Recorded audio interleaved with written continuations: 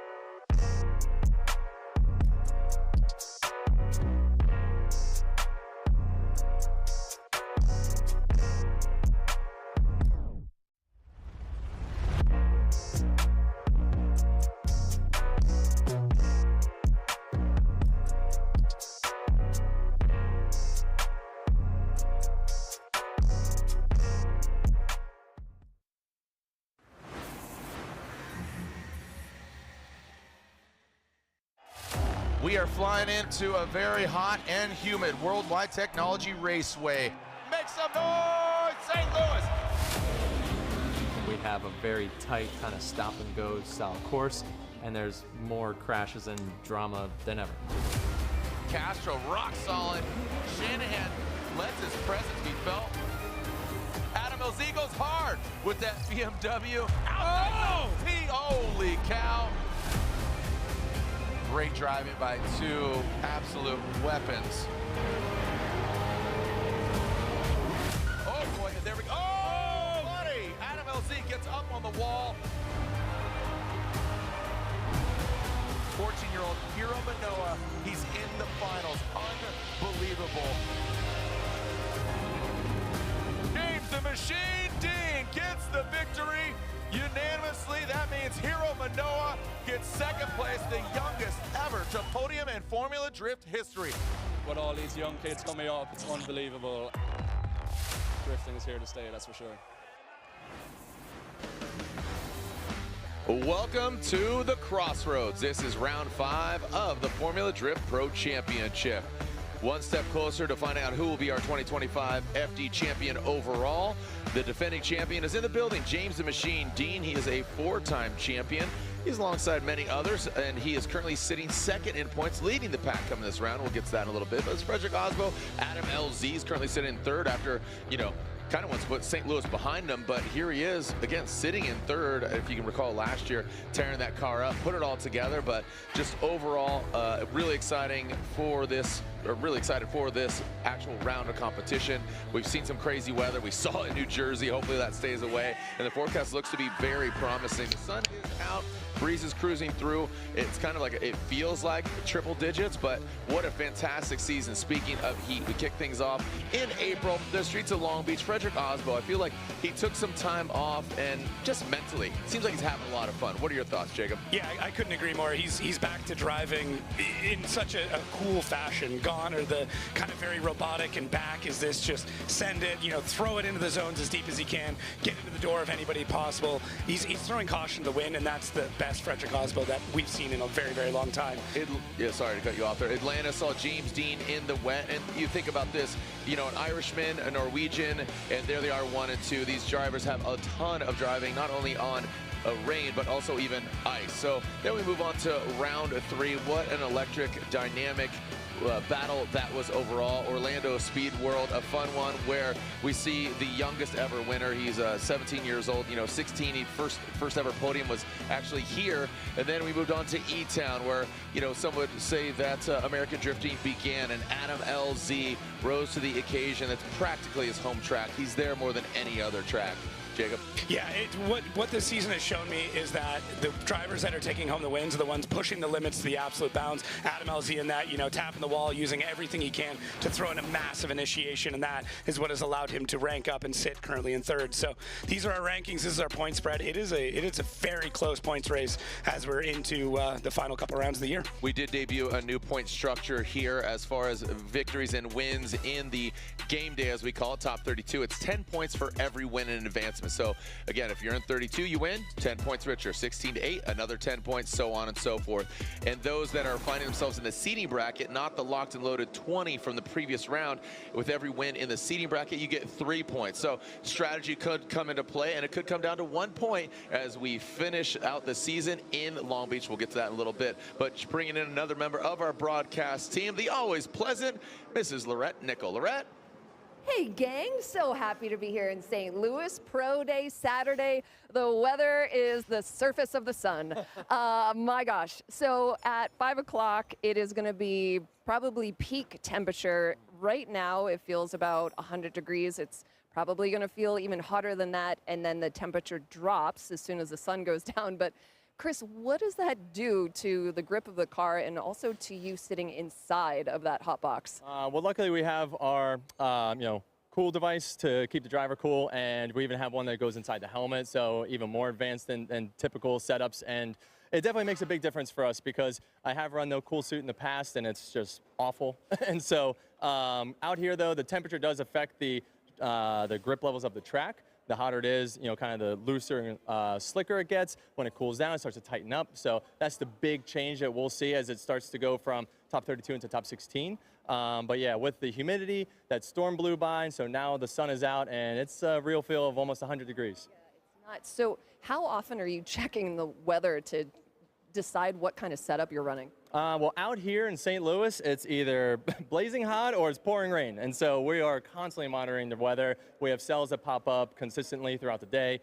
We had that little wet patch earlier. And by the time we went from the back line to the front, the track was already dry. So we put a wet setup in. By the time we got to the front, we put the dry setup back in because the heat is so intense, it actually dried the track in like 10 minutes. Insane. Yeah. Wow. So this has been Chris Forsberg's weather report. But let's check on the car. How's everything feeling for you? The car is good. We came off the trailer on Thursday with just everything in it, trying to find as much speed as early as possible. We noticed that some of the other drivers started to find some speed as we approached Saturday morning practice. So we had to make a couple last-minute changes on the car, especially with going back and forth in the weather setup, chasing, like I said, from wet to dry. And so a little inconsistent on our practices, and they had track repairs that took away some of our practice time. But however, we're feeling really confident in the car. Our lead runs are perfect. We're feeling really confident there, and just trying to make sure we have that little extra drive that we always look for in the chase position. Love that. Love hearing lead runs are perfect, and really yeah, I'm so happy for you. We're going to see what this man can do on the right side of the brackets. Top 32. Chris, thanks. There we go. Chris Forsberg and Lorette with the weather report. I'm Jared Deanda. This is Jacob Gettens. We are going to be your tour guides alongside Lorette Nickel, getting all the inside of what's going down in the pits. We are ready to send it here in just a little bit. My boy Bert Neal tuning in. Thanks for watching as we are live across the globe.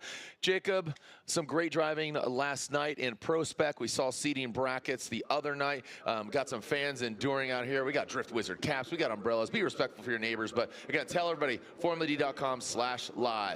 Top 32, again, this began on Thursday. The pro drivers, they had to take a break yesterday, but I think they got some insight on what to expect. Yes, it's spec. They might have smaller tires, but overall, I like the course flow. Also, keep in mind, in our seating brackets. We only have 11 drivers. That meant we have 31 drivers. So Adam LZ, this is based off of the pre-seating on the previous round. So Adam LZ winning, he's at #1 spot. He gets a bye run. Yeah, it's super rare right now, especially in top 32. And then, I mean, the next battle up after that, Tommy Lemaire, Brandon Sorensen, that's what I'm looking out for. Tommy Lemaire on an absolute heater. Brandon Sorensen, I mean, just establishing himself and slowly making his way up through those points. Having a good season so far for him. So that's, I mean, man, that's a great way to kick things off. And you brought it up the other day about all the prospect drivers. The podium last year, it was Austin Mata, TLO, Connor O'Sullivan. Guess what? They've jumped over into the Pro Championship. So if you're here watching it, why don't you place your bets? The next bets, heat picks. Look at this, $20 bet. Look at that, Sorensen versus Lemaire. You could win, you know, $16. Do the math. Jones versus Gucci. Jones is on a heater, so you could double your money. So go ahead, and I know we're going to have the code there in just a little bit, but go to NXT Bets, or you go to formuladcom/live. As we have some DMATS fans in the building right there. There's one of them. Got the sign out. This is his home track. This is his backyard. I see my man Ant from Majuku, as there is the QR code. So go ahead and scan it. I know they got some bonuses. I know we can't bet, but if I was you, I would do it. You're invested into it, so why not make the investment and get paid off? Yeah, some really, really interesting, you know, when you start looking at the odds and the payouts, there's some cool stuff, especially if you're sitting here watching practice, or you're at home checking a look, checking all the social media feeds. So yeah, use all the info you can and make the best decision. Absolutely. There it is. High flying Brandon Sorensen, the Sorensen trio. You got Brandon, who is right in the middle. You got his older sister, Amanda, and his younger brother, 13 years young, Cameron Sorensen, who's competing in Prospect. So Amanda and Cameron down in Prospect, and Brandon is being cheered on by them. And just like I talked about it, and there it is. TLO, Tommy Lemaire from Quebec. You don't have a Quebec tattoo. Do you really? Is it little Poutine? I wish. Again, how is poutine not American is beyond me. Fries, cheese, and gravy. All right, speaking of gravy, let's pour some on it. Here we go. TLO, Tommy Lemaire in his Corvette, initiating the first outside zone, drops it right in. Brandon Sorensen in the chase position. Look at the speed by comparison. You know, it's hot. We got good grip. Again, the track has been cleared. They did have some practice runs right before this, as Chris Forsberg was talking about. Brandon Sorensen just dipping that back left in. This outside zone 4, this was a real point of interest in the driver's meeting. How do you approach that? Pro spec compared to pro. Again, the tire size, the side bite, navigating it, coasting in, being on power, timing it just right, exiting out of outside zone 3, going into 4. Yeah, Tommy Lemaire out in the lead on this one. Really solid and kind of just a generally safe run while still doing an amazing job of filling the zone. So he's kind of setting this standard, setting a precedent as we kick things off, where Brandon Sorensen having to cut some line in a few spots. And there's Tommy adding a little bit more angle through outside zone 3 to make sure he's filling all that requirements and then maybe not getting both wheels through. So I would say definitely got a few areas where he needs to go deeper in these zones, but all together, nice and flowy, getting the decel done where he needs to. That transition maybe coming a bit close there to that zone. The judges do want the transition maybe a bit earlier. Get your decel done, get back on throttle as soon as possible, and then outside zone 4, which became a massive point last night. It was another talking point in the drivers' meeting this morning. A lot of people focusing on that zone because it's the way you finish the run. You want to finish strong. And 1 and 4 are really points of interest because there's no walls. 2 and 3, you have the walls that are going to kind of keep you within the boundaries, but you got dirt that can bite back. Here goes Brandon Sorensen initiating. Tommy Lemaire tucking into that smoke. Brandon really well executed. I want to see that overhead view. Almost like he almost exceeded that initiation on the outside zone, but Brandon brings it in.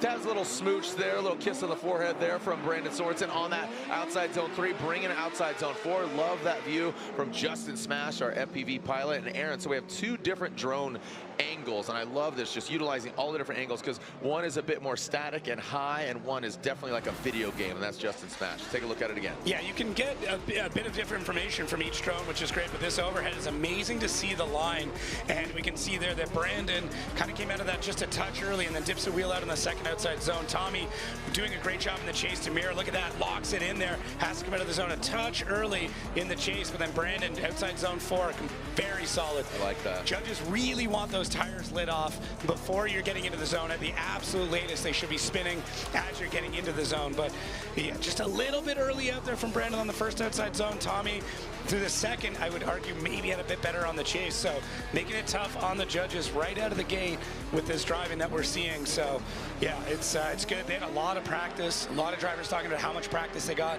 before top 32 even kicked off. So to me, that means we're going to get some crazy battles getting this going. I liked how aggressive Brandon was, even though he did exceed that second outside zone. I liked how he initiated on 1, how he executed 4.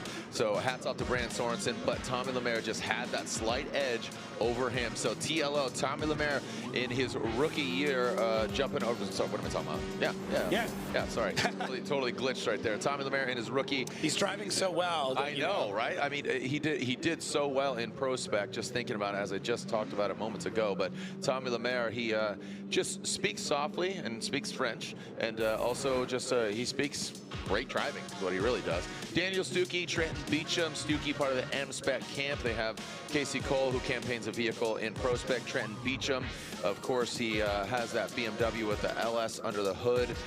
You know, we've seen some real great runs from Trenton Beecham, but right now I am not seeing him right now. Who called that? So Daniel Stuckey has called a comp timeout. So as I talk about the M-Spec camp, Daniel Stuckey has called a competition timeout. What is that exactly, Jacob, for the fans that have not watched Formula Drift or are new to the sport? Yeah, so if you feel like there's an issue to the car, every driver, now they're in the top 32 bracket, has the ability to call a timeout, which means they have 5 minutes to get hands on the car, get whatever it is repaired, and have that car leaving within those 5 minutes. That's the important part of this. It's got to be done. It's not like they have 5 minutes and then wherever they're at, they can wrap things up. They got 5 minutes, hard 5 minutes to get that car back and leaving and out to the line. So it's tough. They can do a lot in 5, but keys to victory here. Get back on throttle immediately after initiation. There is a small decel zone there, but they want you back on throttle as soon as you possibly can. Fill outside zone 3 completely, and that is because if you do that, it'll set you up really well for 4. And then decel after your transition, not before. So after the car changes direction, that is the time that the judges have told them that's when you should be slowing down. You shouldn't be slowing down during the transition. You shouldn't be doing it before. After the car's changed direction, then you can decel, but then they want you back on throttle almost immediately. Yeah. All right, so breaking it down again, keys to victory, the flow, and here is the track map. 4 outside zones, cut and dry, momentum. That's what we're talking about, not decel, but momentum. I'm not seeing any out there. No, not really. I mean, there's a couple of spots where it's more or less acceptable, but there shouldn't be any of these like big jarring spots to be changing the momentum of the car. But all outside zones, that to me, when it comes to drifting, means great tandem. You don't have the inside clips where you could pinch off or where the track gets narrower. Yeah, it's a really cool track, and a lot of the changes that they've made this year have meant that the tandem's just gotten even better. And also, let it be known that from jump, from round 1 in April, even though it was exclusively a pro round, it has been continuous through Pro Spec, as well as the lead driver wants to create the opportunity for a good chase run. Run your best lead run as possible if it's a single run, and the chase car needs to chase them down to the best of their ability. So again, don't impede, don't decel, no shenanigans, keep a good flow, hit all those outside zones for this case, or for this course in this case. But Lorette, give us a quick update. What's going on? So what I'm hearing is that Daniel Stuckey had no power steering, but the belts were still on. Daniel, what's exactly the problem? That's a good question right now. I was hoping a belt just came off, so it'd be an easy fix. Luckily, I trust these dudes. Hopefully, it's something that's quick, maybe a weird pressure bypass kind of thing. But just trying to play it safe because there's some really quick transitions here and a lot of walls. Daniel, thanks. All right, well, there we are looking at Jonathan Castro and Jack Shanahan. Dominican Republic versus Ireland, Toyota versus BMW, 2 very talented drivers. Jonathan Castro getting his first ever podium, and here we are into that first outside zone. As we now go into that second outside zone, now into, you can see Shanahan tucking in to the side of the 86. Man, that BMW is small, but it makes that 86 look small as well. The Methyl Dom 86, and that last outside zone, he slides on in, and Shanahan tucks in.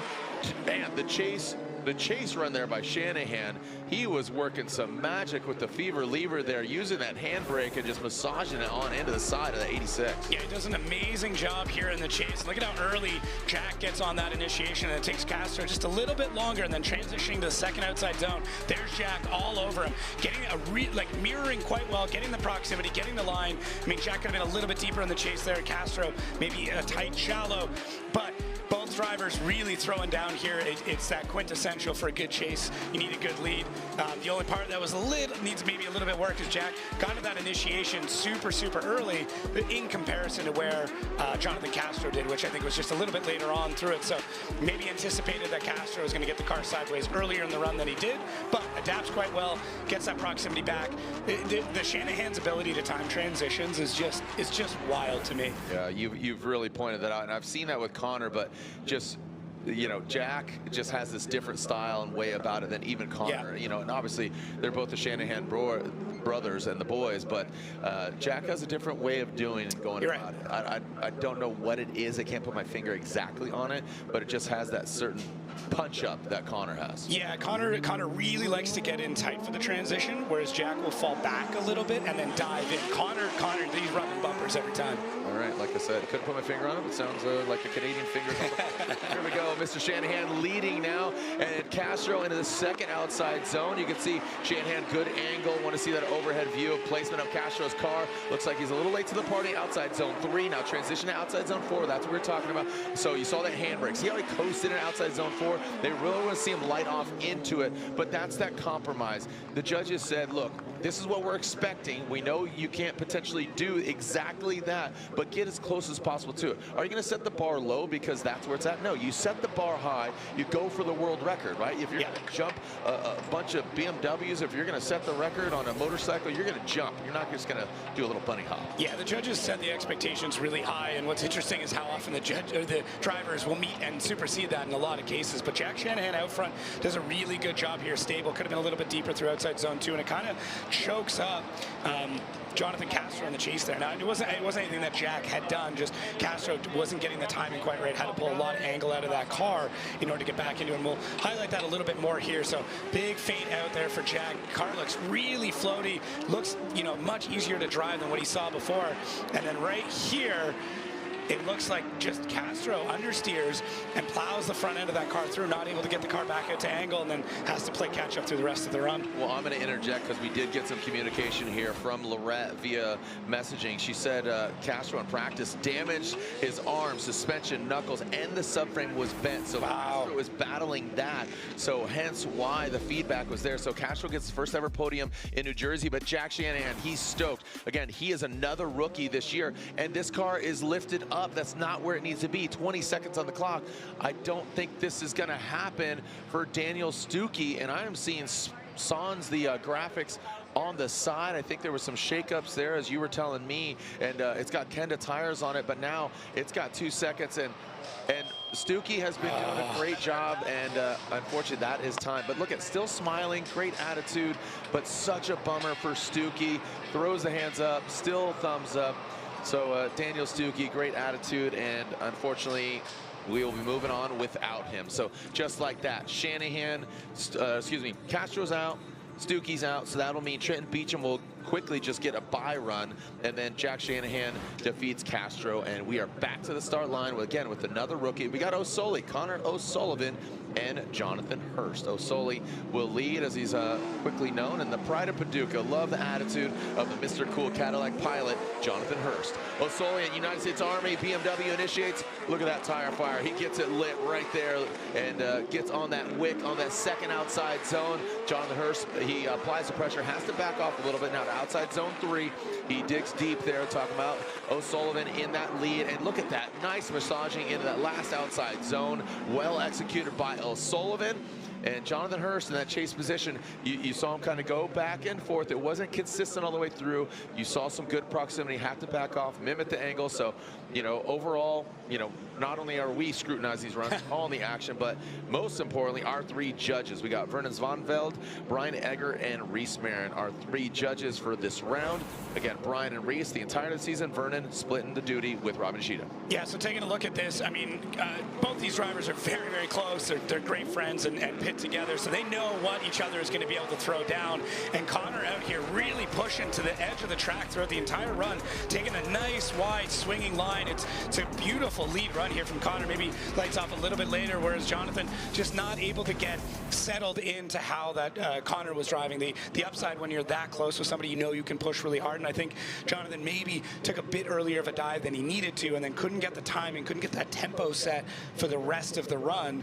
And then, you know, by the time, it's a quick track. It's less than 30 seconds, so you make that mistake even at the beginning, man, it's gonna throw you off. Yeah, it's tough, and there's so much of this that's the tempo, the rhythm of the transition. So just wasn't able to make the sweet music that Hurst was looking for.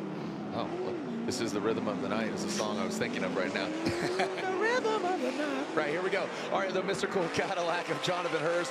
O'Sole quickly gets to the side, and that's that fluidity that you're talking about. And look, he comes out of the smoke and dives on in, almost rubber-to-rubber contact. That could definitely throw them for a tailspin, literally and figuratively. In that third outside zone, O'Sole now dives in on Jonathan Hurst, and he gets involved with that dirt, and about control across the finish line. Oh, we got a little bullfight right now. So the Cadillacs it's like bang, bang right there from the Mr. Cool Cadillac.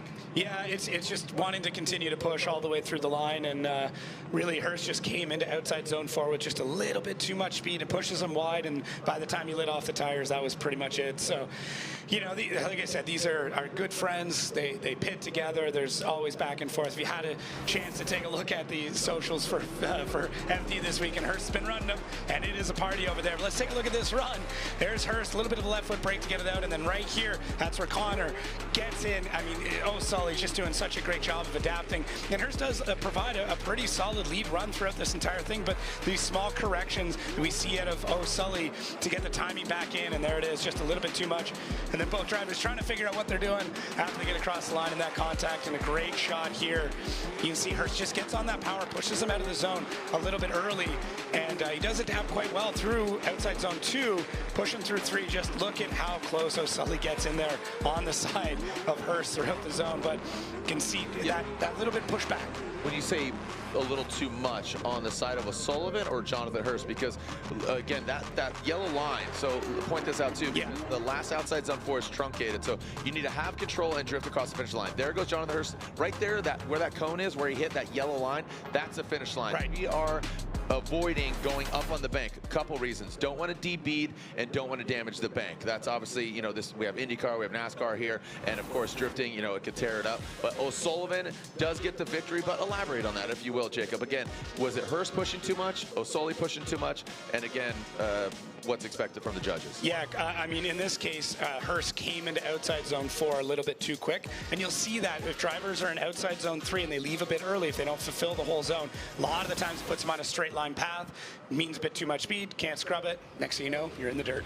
Well, we are quickly advancing through our top 32. Don't go anywhere, because we'll be right back here to round 5 of the Formula Drift Pro Championship, just across the Mississippi River from St. Louis, Missouri. We are technically in Illinois. This is the Midwest, baby, for round 5 of the FD Championship. When we come back, more action.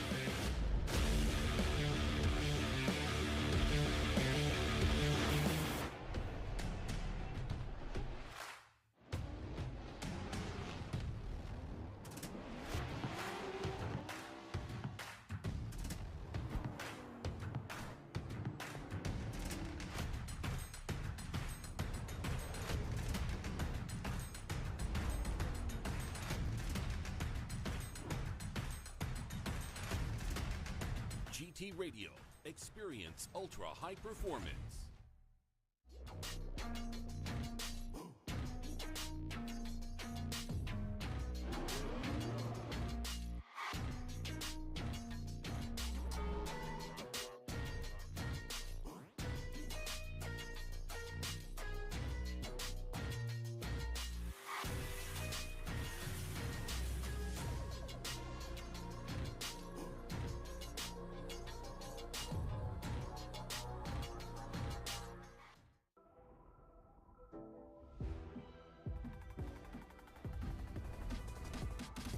Get out there and have fun. Because you've got McGuire's. And we've got your back. From wash, to paint care, to maintenance and more, McGuire's has your hybrid ceramic solution for every adventure. McGuire's, reflect your passion. This is where champions are made. Born from Formula Drift. Engineered for your daily drive. Where Kenda's Vesda UHP Max Plus proves it's not just track ready. It's street dominant. This is podium to pavement. Vesda UHP Max Plus, only from Kenda. Find yours today at kendatire.com. BC Forged Wheels, custom built per order, offering extensive design, finish, and machining options. Strength, style, and precision come standard. Track proven, street ready. BC Forged, proud sponsor of Formula Drift 2025.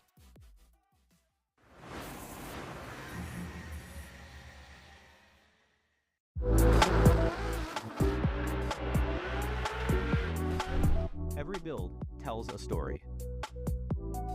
My street Supra needs to be smooth, reliable, and efficient. And when I need my competition Supra to perform, I rely on the best. Whether I'm running the canyons or managing my team, performance and efficiency can't be sacrificed.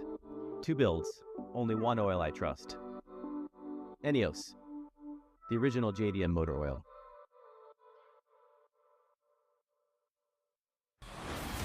Hello, everyone. Welcome to St. Louis. We're in top 32 on the left side of the bracket. And who needs practice? Not this guy. Having no practice, Tommy Lemaire goes out there and stomps that win. Great job, but it wasn't without a lot of stress. What was happening behind the scenes? Yeah, so we started the car this morning. Everything felt right. And once we show up to the line, we discovered that the fans were not working anymore on the car. So we were in a kind of panic mode, and I want to say big thanks to the Hanson's team, because they let me borrow their fan from Chelly's car in Prospect. So we put the fans right on time for top 32, and I knew that Brandon was going to be a great driver, always consistent, really fast. So I wanted to match the speed with him, and we did just enough to get the win. So it's an awesome start. And now what about the stress level moving forward from top 16? Anything there? I think each battle that we pass, it's a little bit less weight on my shoulders. So now it's just more fun, and hopefully we can get the next battle, and after that it's going to be only joy. Incredible. Well, Jared, you have been announcing for a plethora of different sports. Is there any other sport besides Formula Drift that you can name that actually shares parts with competing drivers? This is what the sport is all about, a lot of heart. The day. I love plethora. Would you say plethora? Again, the camaraderie here is absolutely infectious, because you could actually have the same car, but as I say, it's not the, it's not the arrow, it's the Indian, you know what I mean? So again, shooting and hitting that target. So it's really great to see, again, the camaraderie within the Formula Drift paddock. I'd say the spec classes, but yeah, that's about it. Different, yeah. All right, Jeff Jones, Ken Gucci. Jeff Jones, I feel like he is literally one with the trees. He is Groot. I think he's assumed the power of the forest after New Jersey, and his vehicle looked fantastic. And talk about the camaraderie, building that car, putting it all together, and a testimonial that Lorette just brought up. But Ken Gucci, the OG since 2004, initiates that first outside zone. Jeff Jones actually going a little bit deeper, but did not see any of that dirt gravel machine gun getting sprayed out the back of the Z. We did see some contact there, that back right corner exploding from Ken Gucci. Want to see that overhead view of the Big Drift Energy on the roof. Man, look at that thing throwing a gang sign out back and crossing the finish line. So Gucci and Jones ripping it up here on the first portion of this battle. Yeah, I mean, that was exciting. I like it. We're getting, the tandem's getting close, which means the body panels start disappearing. So let's take a look at this right off the bat. So Ken Gucci, maybe a little bit slower roll to start, and then Jeff, it just pushing wide. That's it. I mean, Jeff kind of miscalculating there, and then as he gets into the second outside zone, this is where Jeff gets scrappy, gets into the side of Ken, but not phased. I mean, he's got 296 battles under his belt. He does not, he's seen this before. He's read this book, and Ken just keeps going. And there it is. Jeff again with a bit of a punch. This is a feisty Jeff Jones. I don't know if I've seen him quite like this. And again, just, you know, it's almost you have that luxury of looking at it again. I'm trying to react here, watching Kengushi, and Jeff definitely got into that gravel machine gun, and he definitely put that front left into the back right of Kengushi, and just making his presence felt, not leaving it in the judge's hands. And those are the tolerances that we would expect from our pro caliber drivers. So Jeff not backing down, not giving Kengushi an inch, but now here it is reversed with kind of those, let's call it what it is, some refinements that need to be cleaned up. Jeff Jones in that chase position. Kengushi, if he keeps it clean, keeps it tidy, and you know, has good proximity, obviously has all the elements, he could get it done. But Jeff Jones, we know he is definitely an aggressive driver, and he has the clean air with that Evo AutoWorks Nissan Z. Kengushi with the Greddy Toyota GR86. Sorry, I was just taking a look to see, because in situations like this, they may be afforded a free five, but we called it. No, let's just go. The comp. Let's just go ahead and send it, baby. USPS. And Jeff Jones does it once again. He lifts that front left. So, and you can see how dramatic it is, and that could really disrupt the car. So, kudos to Jeff Jones for actually maintaining that angle and bringing on. Oh! She shuts her down, and that could have been because of the contact. Don't know exactly, but Gushi does not complete the run in the chase position, and that is required. That is going to be an incomplete for Kengushi in the chase, and even after all the tumultuous run, you wonder what went wrong. Yeah, I mean, I love the warrior mentality of just going at it and not calling the five and just driving as hard as you possibly can. But could that 5-minute call saved Kengushi in this situation? So let's see if we can break this down and find out what happened. Jeff, I mean, he's consistent, that's for sure. He's going real deep in outside zone 1, transitions to outside zone 2, maybe just a touch late, and Ken on that tighter line. Jeff looking good, pushing out to 3, and then right there, Ken just shuts it down. So yeah, absolutely devastating for a Kengushi who looked like he had everything ready to go, and Jeff then gets the free go, nothing behind him throughout that. But really, that was Kengushi's battle to lose, and it seems like he did with the shutdown or with the mechanical, because I didn't see anything else that would have happened. I was looking maybe for a D-bead or for something, but something in that car was just not happy, and that was it. I'm just wildly surprised he didn't call a comp timeout. I know. Just to inspect it, and the way the car shut down, it didn't seem like, you know, a tire D-beaded, obviously.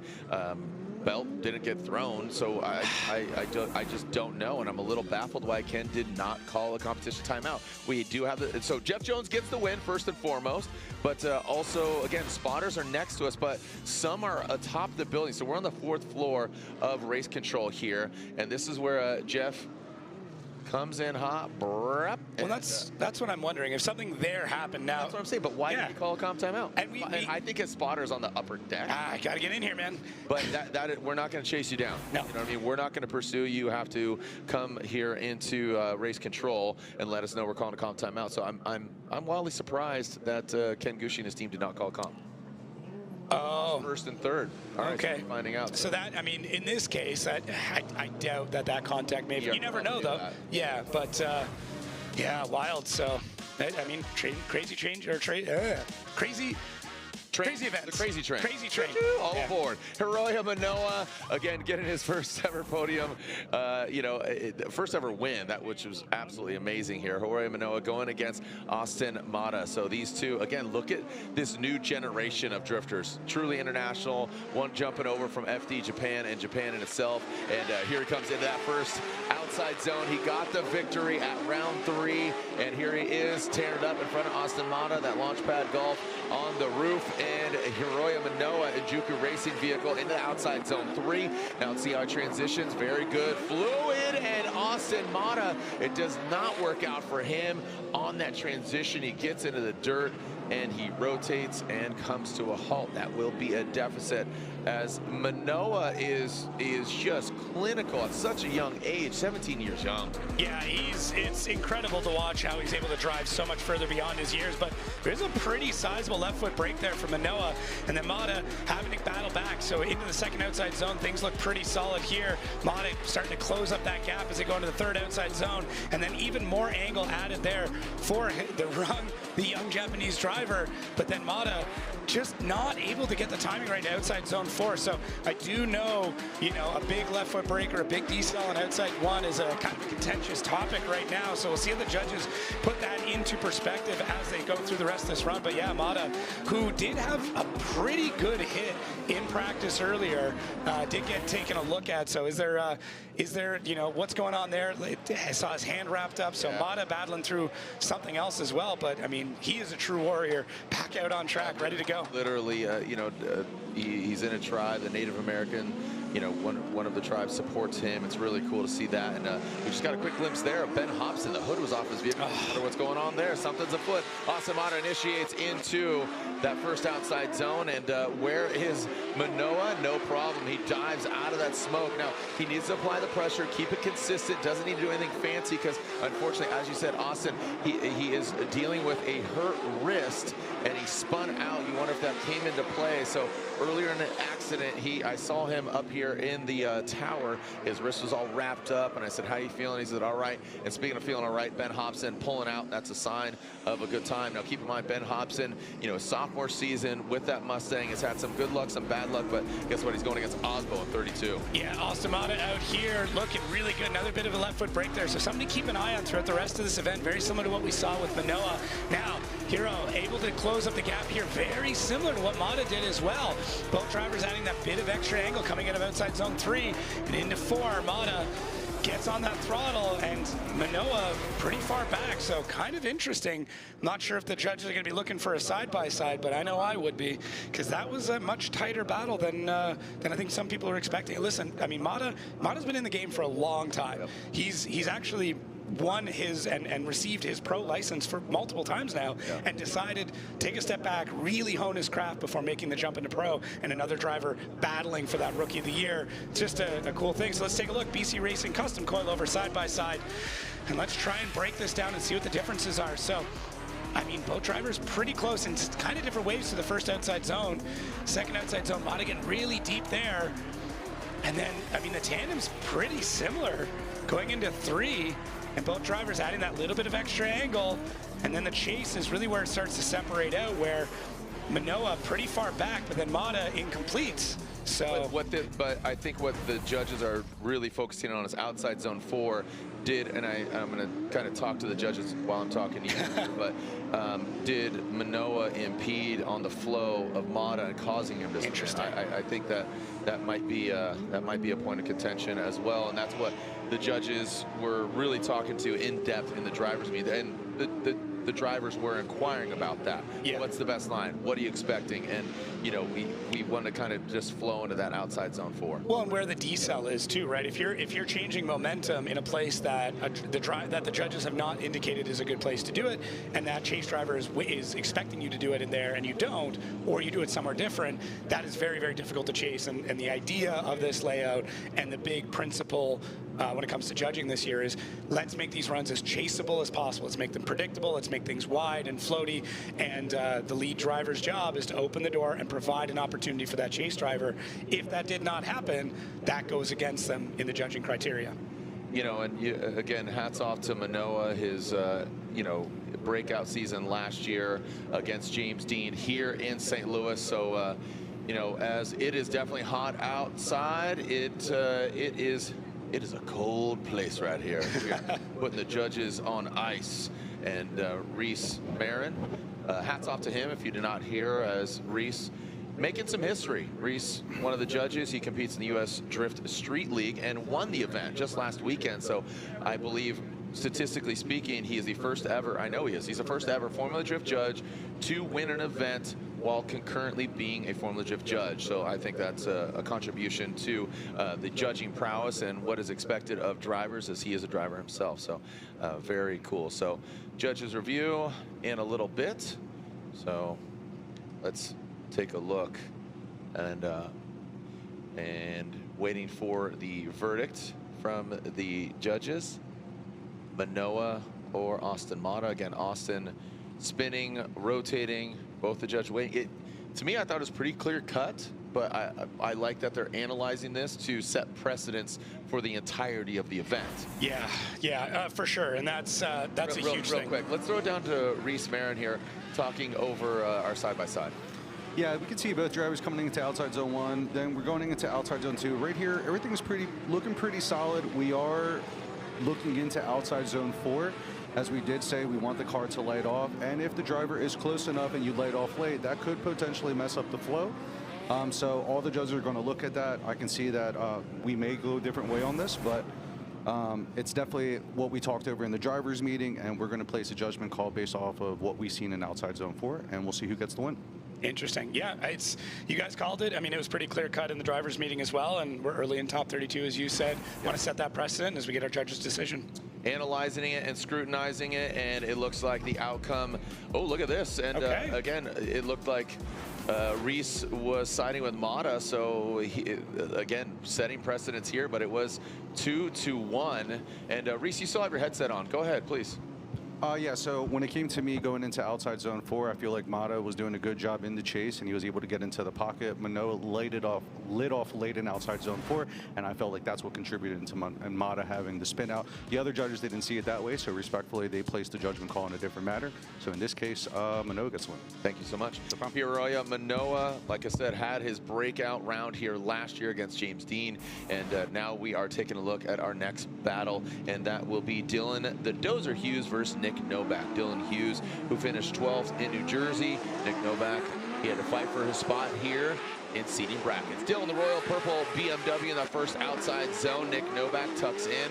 A little more modern of a, very, actually, same years of BMWs now. Oh, and Dylan Hughes, you see it come a little unwound going to outside zone 3. Maybe anticipated being deeper into the outside zone. Now, a lot of handbrake there coming in, and again, then lighten it up about the halfway point. But again, want to analyze that.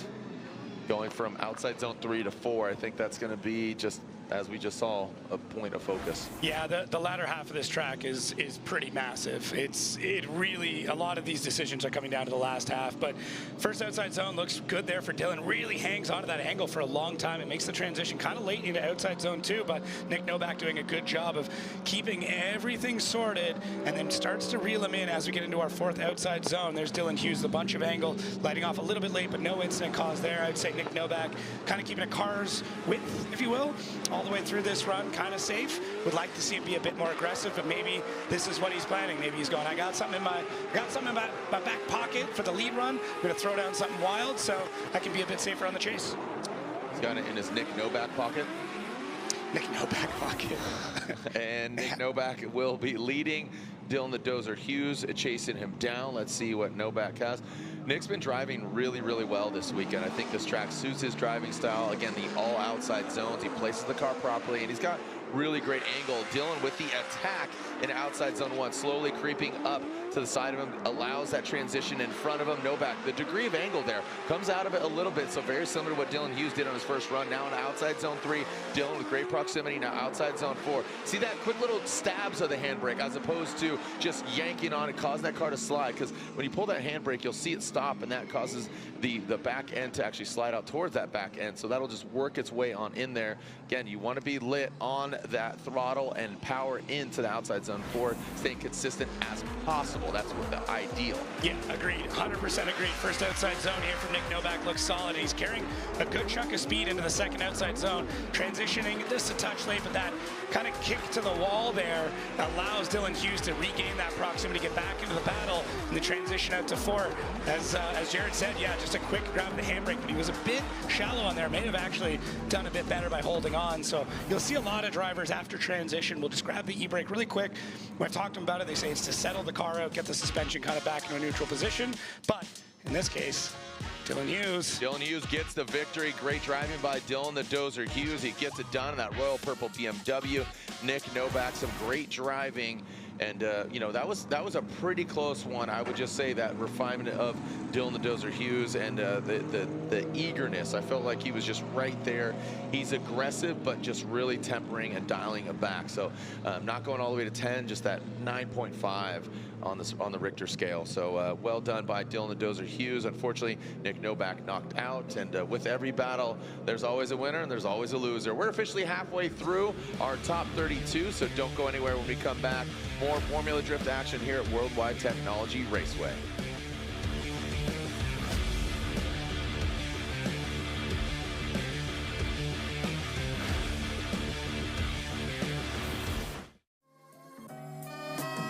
Hi, Simon Olsen here, and we're here with your BC Racing Clip Tip. I picked outer zone number 2 as one of the most crucial part of the tracks, where we come up from a very high speed first outer zone going into a very tight, quick transition going into outer 2. Here it's important to get it fast and smooth, but not overcook it or undercook it. Here it sets you up the perfect for going into outer 3.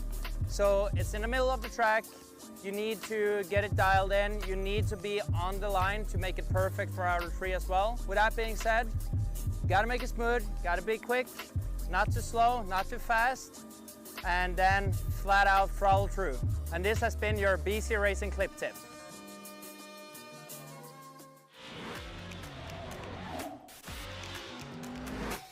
Drifting is not just a sport, it's culture, it's in our blood. Here we go, Andy Haley. Oh, he is riding that tire right on that white line.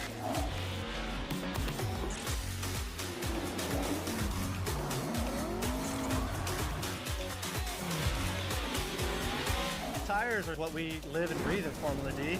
We couldn't do this without them. There's a place no map will show you. A secret spot. A high-performance hideout for cars that crave chaos. New brakes? Check. Roll cage? Check. A spoiler so big it doubles as a picnic table? Oh, you bet.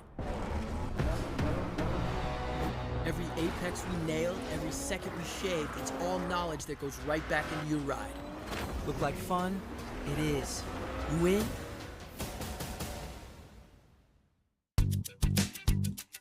You need parts? We got parts. Need it fast? We got fast. No matter what you need, we have thousands of professional parts people doing their part to make sure you have it. Product availability. Just one part that makes O'Reilly stand apart. The professional parts people. O'Reilly Auto Parts.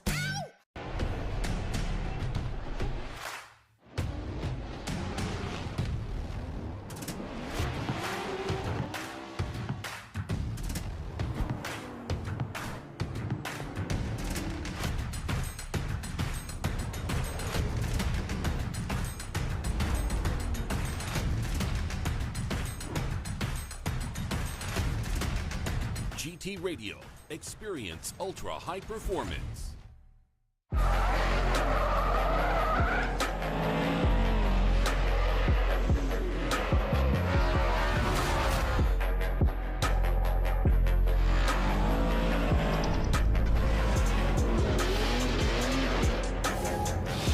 that car, baby.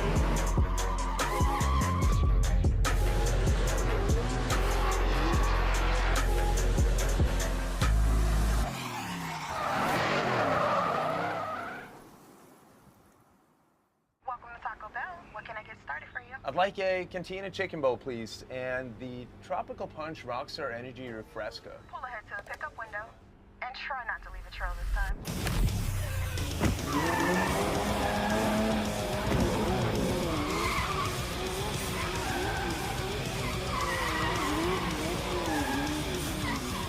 Nice drifting, Freddie. Enjoy your Rockstar Energy Refresca. Thank you.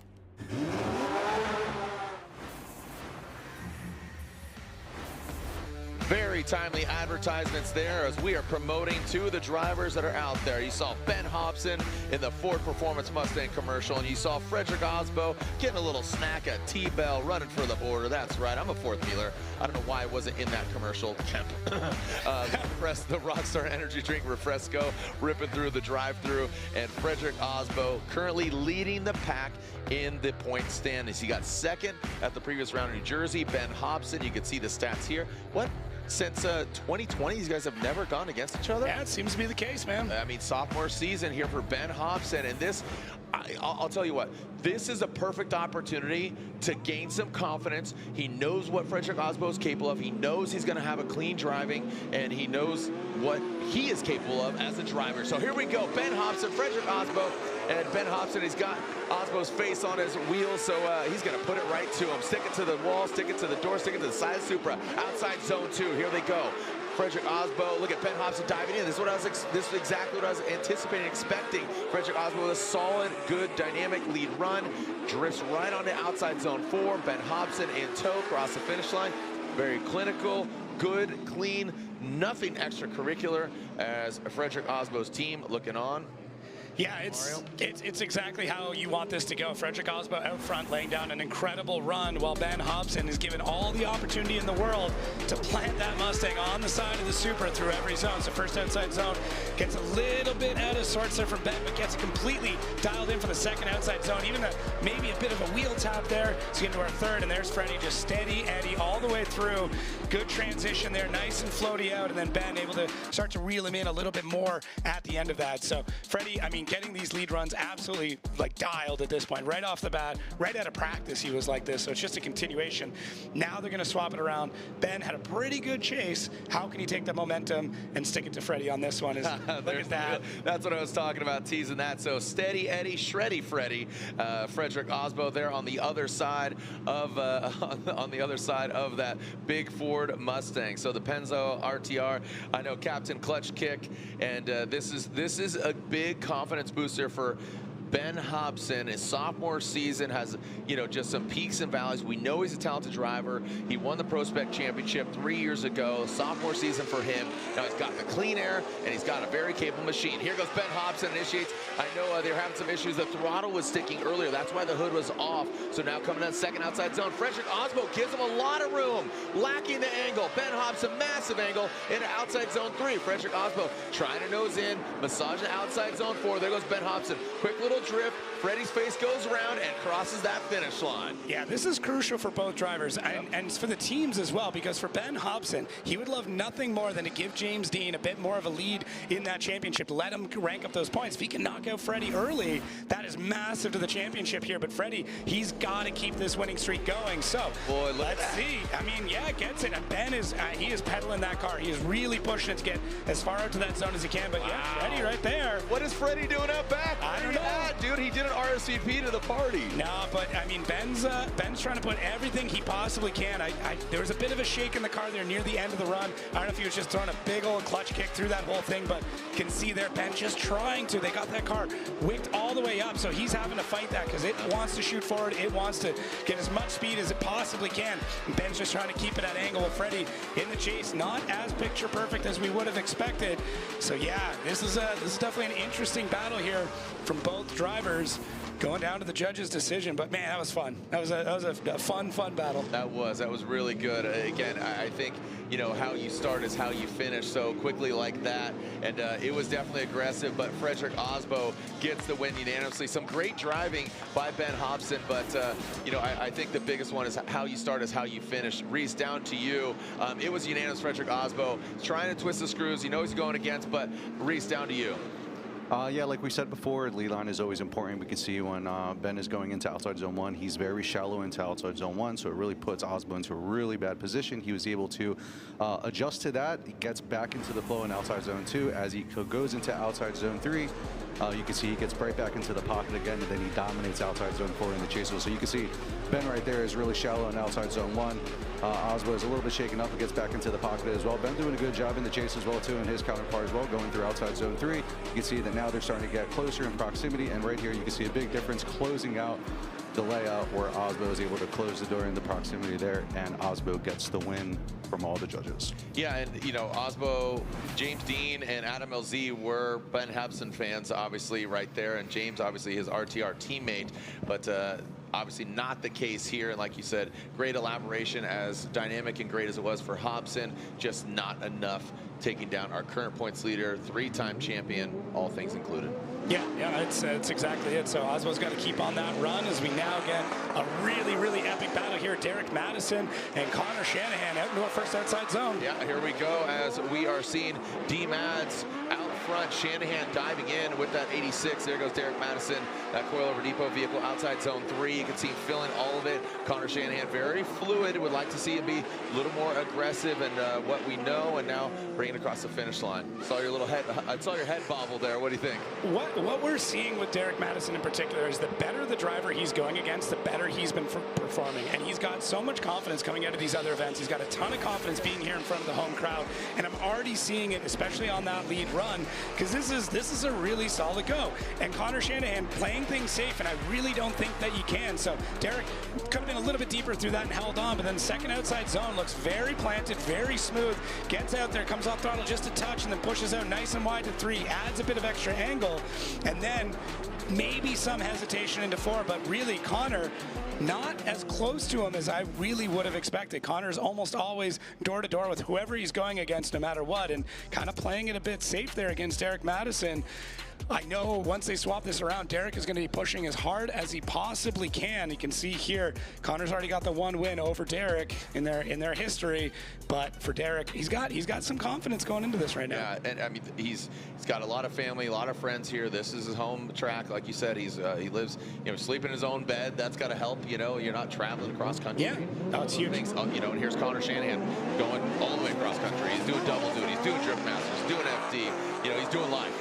And here we go, as they all are, but Connor Shanahan, you can see that yank of the handbrake, and Derek Madison gets into formation, has to back off a little bit there, going to outside zone 2. Good angle now with Connor in the fresh air. Man, look at that, slingshots his way from 2 to 3. Derek Madison, a little shallow on outside zone 3. Shanahan brings on in, and there's that grip. You saw the car grip up and almost jet out and beeline or V-line out of the outside zone 4, but he holds on to it and crosses that finish line. There's a couple of spots here for Connor where it's just maybe awkward is one way to put it, where the car seems to not have the grip. He's got a ton of wheel speed going, and then all of a sudden it just catches and starts to shoot, and that happens right after first outside zone. So we see the left foot brake there. Connor really fighting that angle on the car and picking up that speed, and then second outside zone looks pretty decent. Derek just trying to keep in the battle, but really when Shanahan gets on the power, when he decides that he wants to grip that car up, it takes off like an absolute rocket. Now that bites him a little bit in outside zone 4, because once he floats out there and then gets back on throttle, he's kind of shallow through that section. So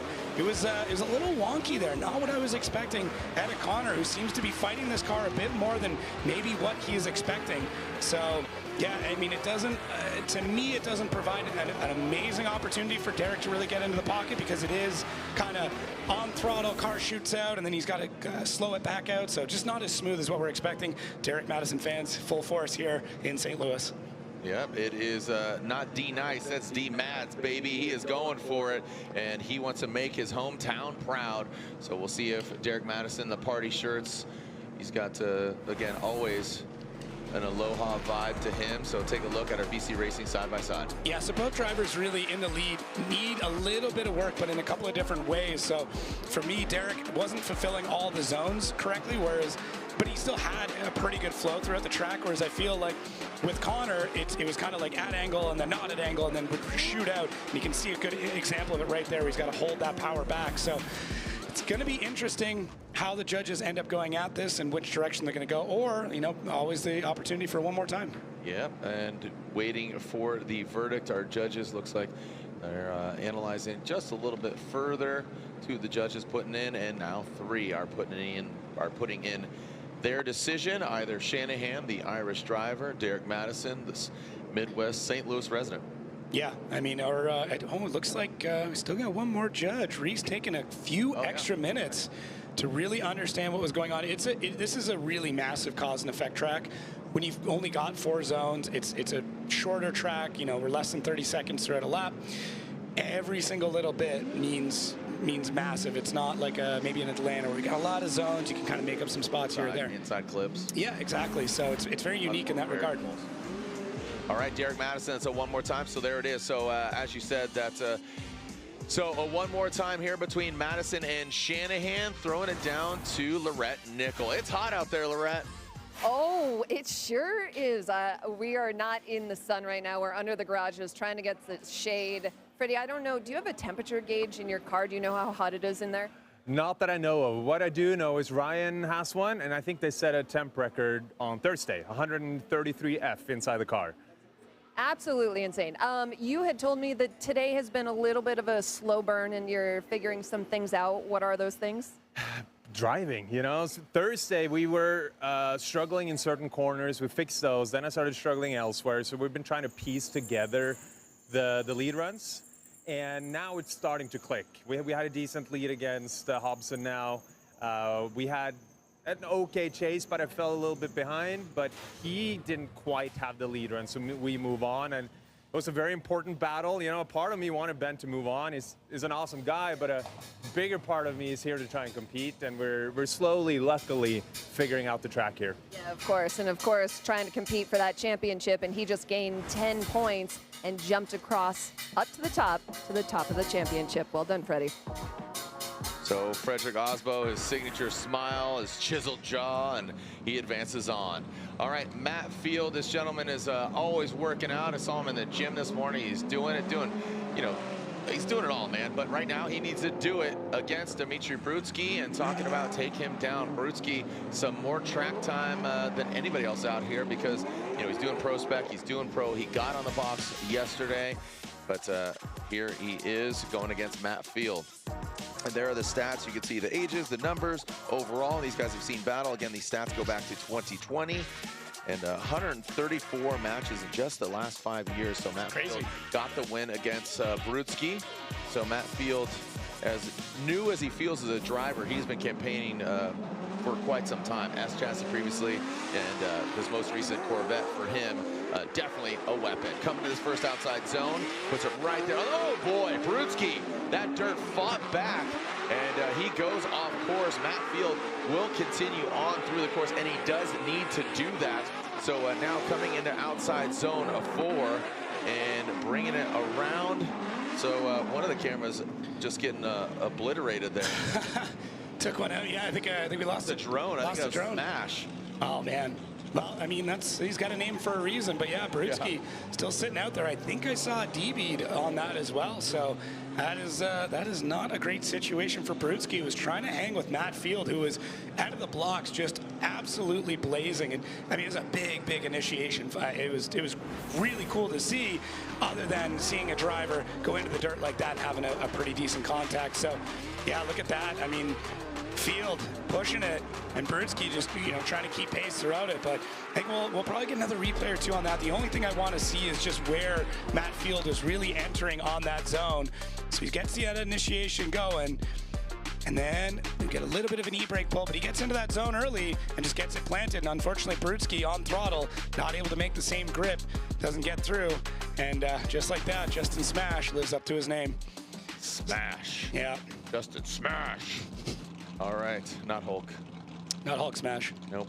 All right, we'll see if the drone will live on. He's got a few, so no big deal. But taking a look at this again, Brutsky, just that dirt, that wheel just digs in like a shovel, and it's just not going to go anywhere. So Matt working with it. Brutsky get blinded by smoke. Boom, just grabs. There's the drone. Oh, top left.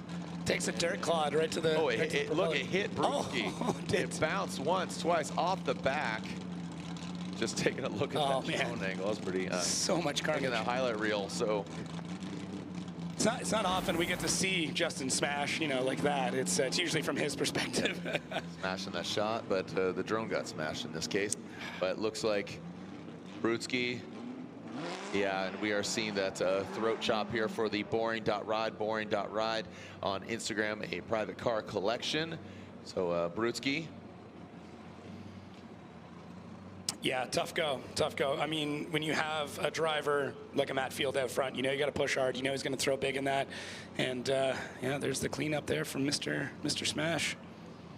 Okay, so we'll unfortunately pull Brutsky off. This will be a bye run for Matt Field, and he will continue on. So more than halfway through our top 32. Everybody tuning in. And we got Eric, the Valdez family tuning in from Texas, and we'll clean this up and we'll continue with the action, but let's take a look at a different perspective. Kevin's Corner, Kevin Wells, who is basically, he's in charge of all the technical happenings on track and off track and car build. So take a look at Kevin's Corner here at Formula Drift.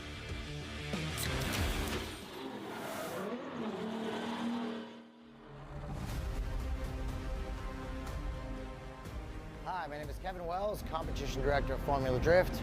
We're out here at Englishtown Raceway Park. It's been a crazy weekend, thunderstorms, ton of car wrecks in Pro Spec. We're halfway through the pro round, top 32's in the books. So let's check it out. Going into that first outside zone and dials it in really well in that second outside. Whoa, straight in and oh my gosh.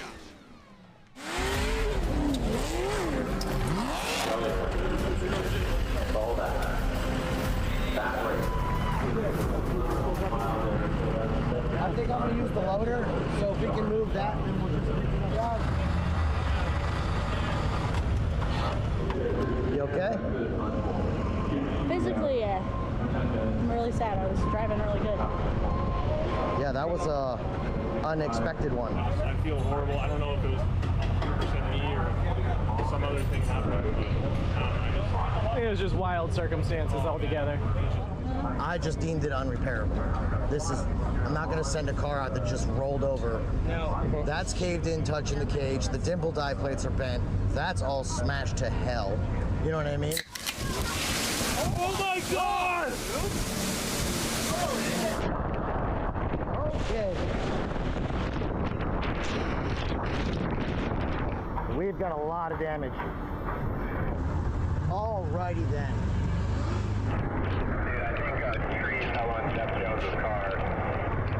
Toyota booth is gone, Odie's on it is gone, everything in here in the front is wrecked.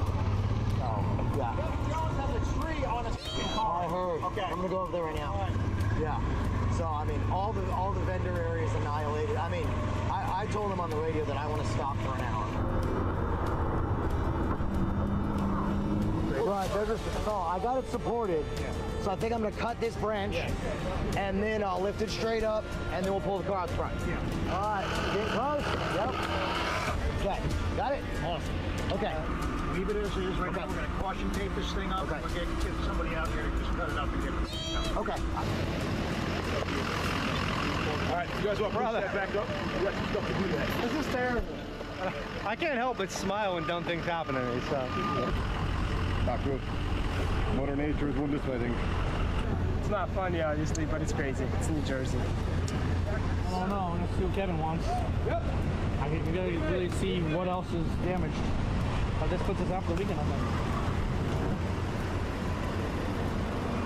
There's enough stuff here. They might be able to put it back together. He's got till what, Saturday? So we got a little bit of time. If not, we'll find another vehicle for him. 4 batteries.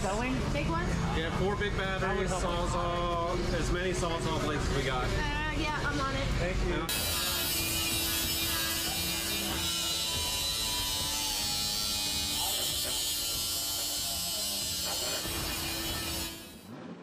And we are back. All right, this is Matt Field's by run, and this is a confidence booster for him. So Matt Field will be going against Forsberg or Hansen, the winner in the next battle.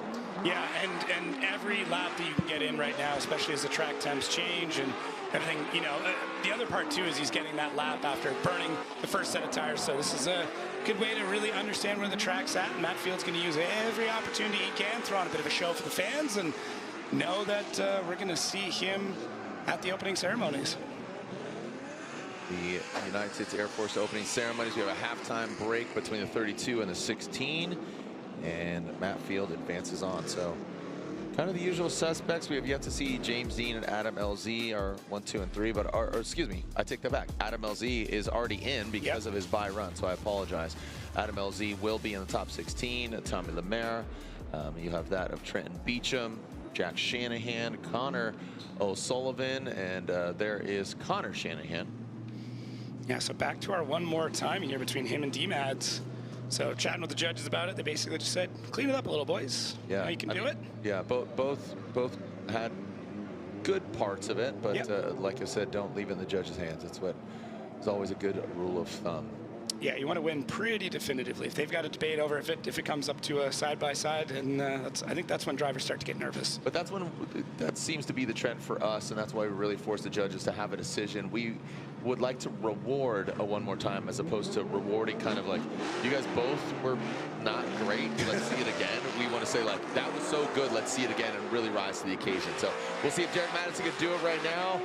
Now Silver's coilover depot, S chassis transition. Oh, look at Connor. All right, well, he says here, I'll watch his transition. So you talked about Jack having that kind of back off. That wasn't the case there. That was more of a similar to his older brother. Now in his last outside zone, you can see him, looks like D-Mads hit a little beehive there. You saw the hands swinging away at the wheel.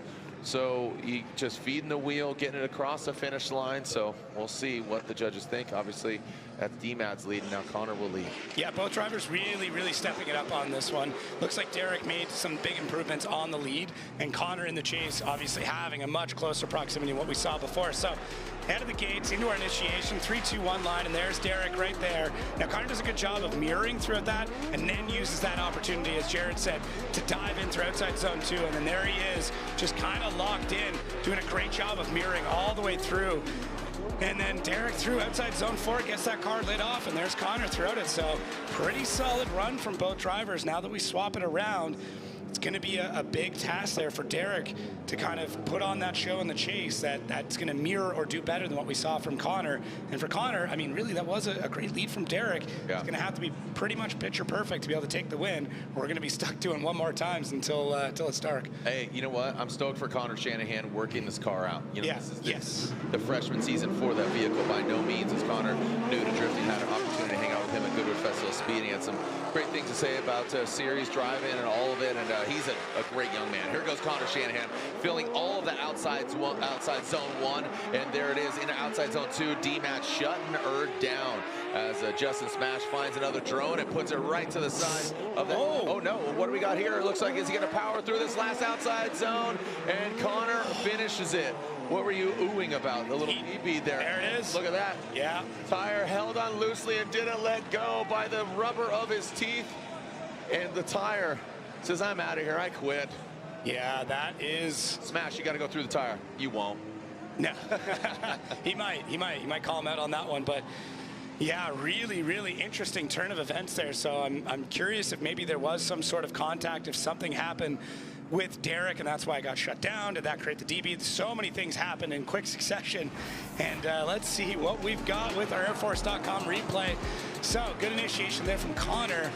And then Derek, I mean, in tow, a little bit shallower throughout that second outside zone. Great job through there. But Derek, yeah, completely shuts it down. Nothing happened. But really what we want to see is where did that... Oh, that tap. That looked like the wheel exploded on the wall, is what I'm thinking. He got into the wall just a little bit, but holds that. Yeah, baby. That was good. Yeah. Wow. So that's what it is. And this is one of the tough things with this car in particular is there's not a lot of room at the back end. So if you're getting close to that wall, that wheel is going to make contact, right? There, that hit. And really from our other angles, it didn't even look that bad. But then we all get the that shrapnel spray up, yeah. with the white shrapnel, and to your point, that very well might have hit that tire, and then just that K-rail that kicks out at the bottom. And oh, he's thinking about it here. Look at Smash is looking. That was earlier.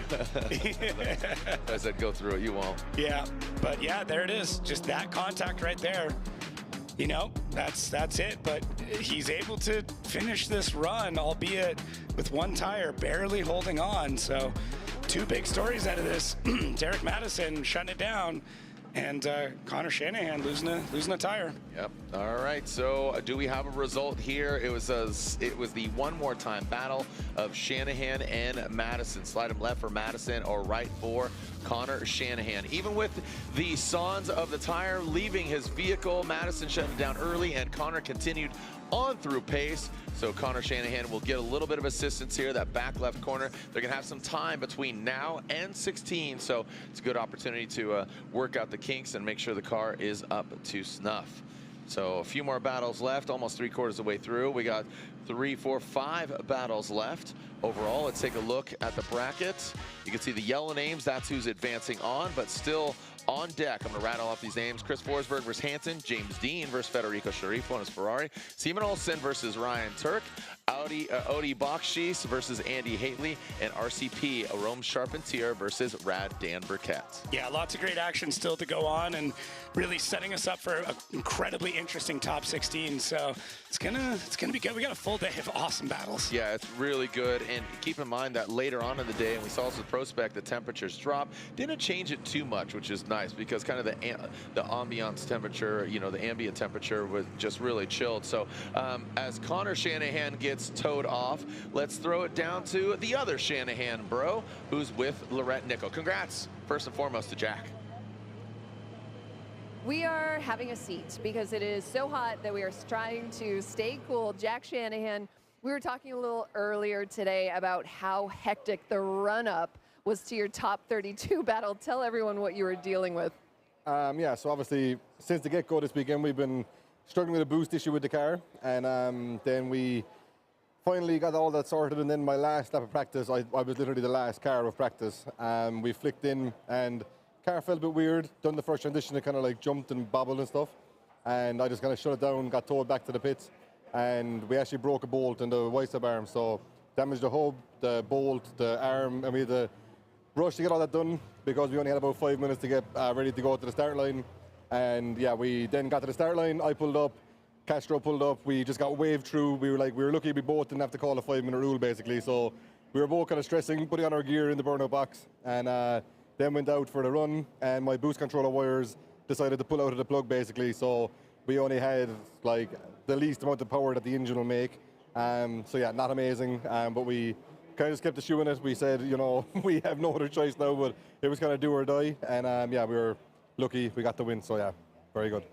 So stress and low power, and he takes the win. Well done, Jack. Okay, so Connor Shanahan, the other Shanahan, the younger brother, getting towed off, but they're both in the top 16. That is absolutely fantastic. Justin Smash was getting the shot, and again, he is our FPV pilot, always goes in, sacrifices it for the shot. Here we go, bang, and pow! Looked like something from Star Wars. Shot down, they came from behind. Hold, and you can see right there, Justin Smash in the drone, top left corner, bang, dirt clod. Down goes Smash into the windshield of Dmitry Brutsky, bounces off, but you know, he's got other drones for one. Don't know if that's gonna fight back, but yeah, shot, Justin. I think that's it. We'll have a little memorial for it somewhere in the infield later on. In the driver intro. Yeah. All right. Yeah, remembering drone 6. R.I.P. to old Blinky. Yeah, old Blinky. All right, there it is, getting towed off. Yeah. Mara Luck getting a little assistance there. And there is Rudy Hansen, the Team Hansen TH. Shelly Hansen competing in the Pro Spec Championship. And Rudy here, Shelly in the ear of her husband, going against Krista Forsberg. Forsberg, originally from PA, now living in Southern California. He is an OG since 2004, 3-time champion. Yeah, we were doing some stats. We realized that Forsberg has battled 114 drivers in his career. That's insane. That's nuts. And I loved your stat. How many drivers have total from day one? Drivers that have qualified for an event, just about 300. It's like 296. All right, well, Chris Forsberg is one of them, as is Rudy Hansen, obviously. Here we go, Chris Forsberg in that first outside zone, the all-new NOS Energy Drink Nissan Z. Rudy Hansen dives out of the smoke. Forsberg into that second outside zone and into the third. Rudy Hansen tucking in nicely, really mimicking the angle of Forsberg in the outside zone 4. Rudy Hansen dives in on the inside. That is not the line you want to be on by Hansen, but Forsberg completes it out properly with a little Neft vodka on the roof. Yeah, great run there. Sorry, correction, 196, not 296. That's a lot of drivers, but either way, tons and tons of drivers. Forsberg running through, I mean, over half of them, and just a great run here. Really pushing the pace and getting that initiation done. And then Rudy trying to tuck into that first part.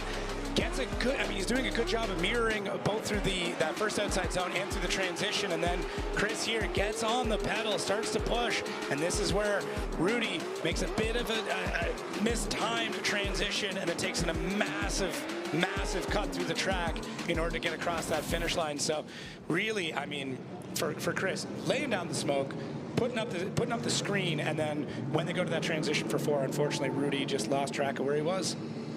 Got the wrong directions. Yeah. Got the wrong directions to location. Took a right at Albuquerque, not a left. Oh. Yeah.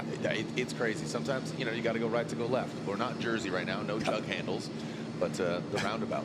Yeah. Look, kids, Big Bend Parliament. All right, here we go. It is Rudy Hansen out front, Krista Forsberg in the chase position. Let's see if Hansen can rise to the occasion. He's going to try to force an error at Forsberg because, again, that outside zone 4 by Hansen, he went really shallow on it, And there goes Hansen into outside zone 2. He fills all of it. Chris Forsberg, good proximity. Now coming to outside zone 3. Hansen brings it on in. He is definitely putting down a heater of a lead run. Forsberg slides on. Ooh, Hansen gets involved in the dirt. He straightens out across the finish line. That is going to hurt him. And quickly the judges tap the, obviously you can see the judging critiquing right there and hitting those tablets.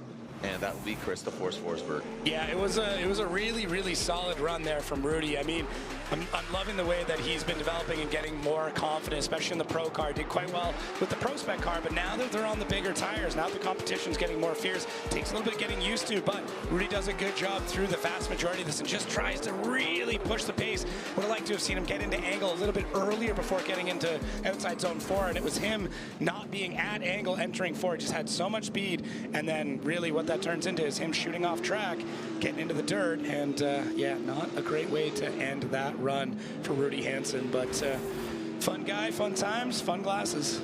Mushrooms? Fun guy? Fun guy. He's pretty fly for a fun guy. He is. And there is Chris the Force Forsberg. You make my dreams come true, like Hall & Oates right there. Chris and I went and got Hall & Oates tattoo. I love him. I love him. Are you okay with it? Yeah, no, it's just a great couples tattoo. We've been talking about that tattoo for 15 years. I know. Again, Glad you finally did it. Yeah, it was great. So, all right. So James the Machine Dean right now, currently sitting second in points. It is a must win. So here's Frederick Osbo. He's already in the 16. James Dean wins. He gets 10 points richer. He'll move up to 140. Adam LZ, he's already in, so he's going to hold right there. But James could obviously, again, 10 points for every win. So Fiorella is the vehicle. Federico Sciarrifo is the Italian pilot going against James the Machine Dean, the Irish driver, behind the wheel of his Mustang RTR Spec 5 FD. He's changed his livery and his sponsor in the Pennzoil Ultra Platinum Mustang RTR. The stats here, you can see overall matches. Look at that winning percentage, 79% by James the Machine Dean. I mean, he is unarguably best drift in the world. I mean, he has Drift Masters Championships. He has Irish Drift Championship, European Oman. He's got it all. And the only 4-time FD champion. James the Machine Dean throws it on in and uses all the course. Fiorella gets out to that outside zone eventually. Now diving in on the second outside zone. James the Machine Dean into the outside zone 2 and the 3, sticking to it like Velcro. Now into that last outside zone. The Irish pilot brings it on in. I mean, textbook. Absolutely textbook. Guys, you want to see drifting? Like, you know, aliens in the future will look back like, here is drifting. Bang, right there. That's what you get. That was a gift, my friends. Yeah, it was a great run, and really when the drivers meeting happened this morning, the drivers were asking different questions about how to do different things, and you know, James is used as such an amazing representative example of how to get around this track. And really, I want to give the flowers to Fiorella and Federico Sciarrifo, who's getting this car dialed in. Throughout practice, things look so much more stable, getting through these runs with a lot of style and grace, but I mean, you're up against just an absolute weapon that is James Dean throughout this run. He really is the shining example of how to run this track in so many different ways. So for Federico, it's just not a pairing that's going to be great. It's going to be a tough battle no matter what. But for Federico, does a good job of staying in this fight, getting the angle out on those zones, and just doing everything he can to keep in the battle against that absolutely monstrous Mustang. If you look at Fiorella, is a big car. Yeah. And it still kind of looks small against the Mustang. It definitely rivals it as far as size, but this is just a case of, what would you say, Godzilla versus King Kong here as far as the size of the vehicles. And King Kong is James Dean. Didn't know King Kong was Irish, because he is definitely a beast.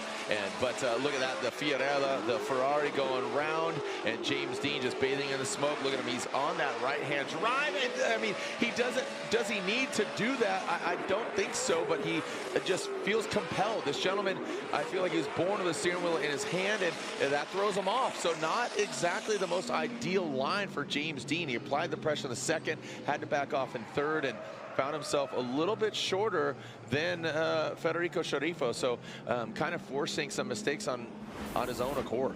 Yeah, a little bit, and it is definitely a cause and effect thing that we do need to take a look at here as well. So Federico does a fairly decent job through that first outside zone, transitions a little bit later through the second outside zone, and James really starting to push the pace there, closing up that gap while Federico starts to stretch it after James mistiming a spot to gain proximity, and then through outside zone 4, not too bad, but James really having to take a tighter line through that. So Yeah, it was pretty interesting how this all came together, and it's showing how Federico starting to get this car dialed. He's got a couple new guys on the crew, a couple new voices in his head, kind of giving him some tips and tricks, and it's made a noticeable difference. We mentioned it even through seating and everything else. It's just looks like a different Fede. It's just unfortunate that different Fede is coming up against, you know, the GOAT. So just tough on that one.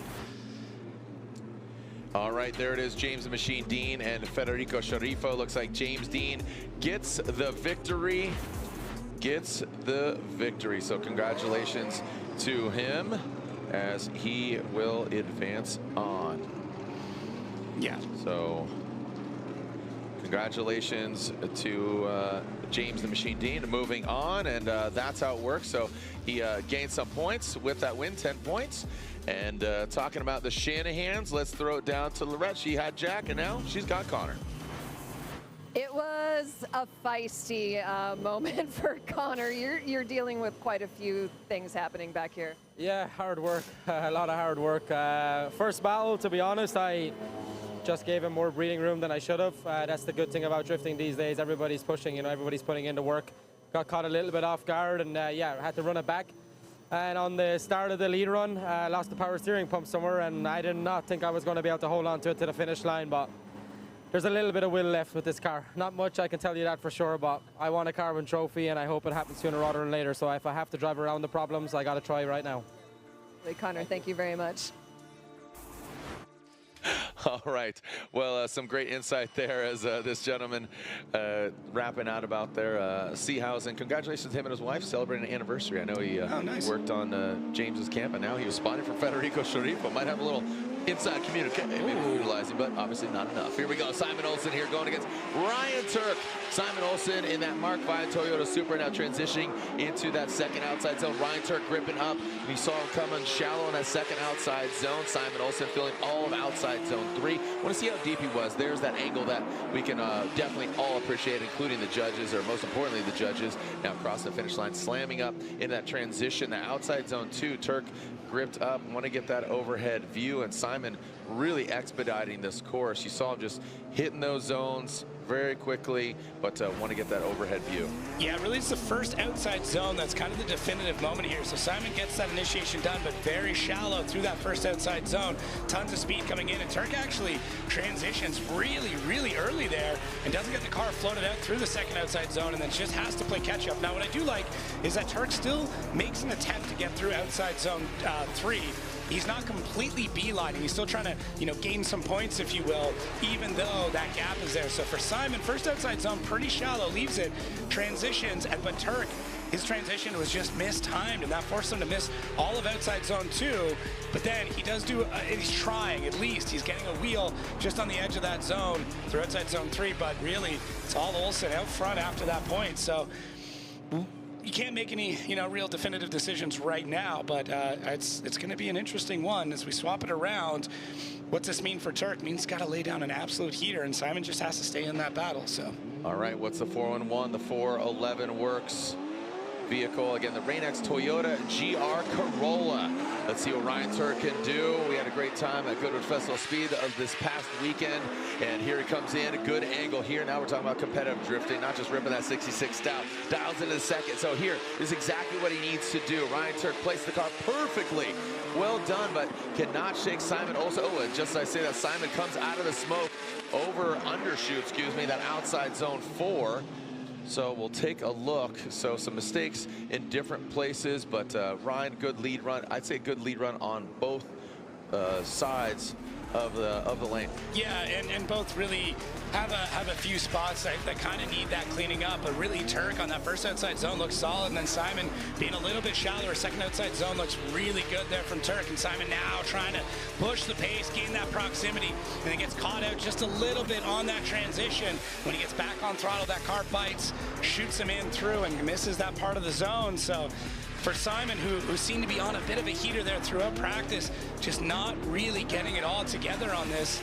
But Turk making those changes, having a great lead run, filling those zones, kind of back to that old Turk in that lead. I mean, looks like he had fun out there again, like big swinging out, pushes out nice and wide, has that tire smoke going the whole time. Maybe just knowing he had those mistakes previously. So both drivers having a few notes to take if they move on, and for the other driver, some notes to take before the next event. Refinement. That's the buzzword that I can think of for both sides on both camps, and especially going into 16, whoever advances on. So here is our BC Racing side-by-side. So Simon Olsen leading on the left, Ryan Turk leading on the right. So I really kind of want to focus and pay attention to the chase runs here. Yeah, so for me, Simon didn't really provide an opportunity in the lead for the first outside zone for Turk. And that kind of threw a little bit off there, because we do have to remember the judges really want you to more or less open up that pocket.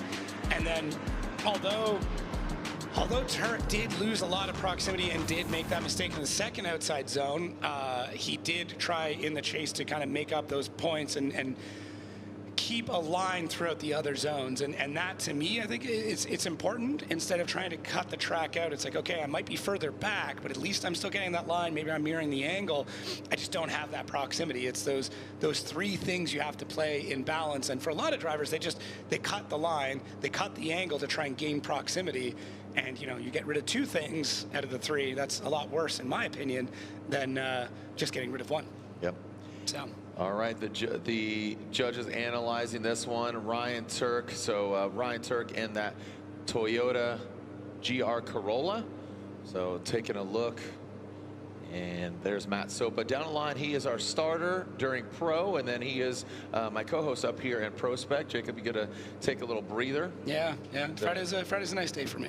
Friday's chill. You get to kind of enjoy it. I've never been and just watched a Formula Drift event. We can do it if you want. I don't know if you want to take a break one day. Sopa and I'll take over. Just even a couple runs. I don't know. Nah, I'm good. It'd be weird. I think it'd be strange. I think it'd be really odd. Yeah. All right, so there we go. Oh, look at this one more time, and it was not unanimous. So that last one right there with the Colombian, that is Reese Marin. So Reese siding with Simon Olsen, but Turk, I would say, maybe even dodged a bullet there. So getting that one more time was definitely, Turk had that early mistake. I would say that Simon had the later mistake, but the judges taking a look overall. And again, let's take a look here. Throw it down to you, Reese, as we take a look at our side-by-side.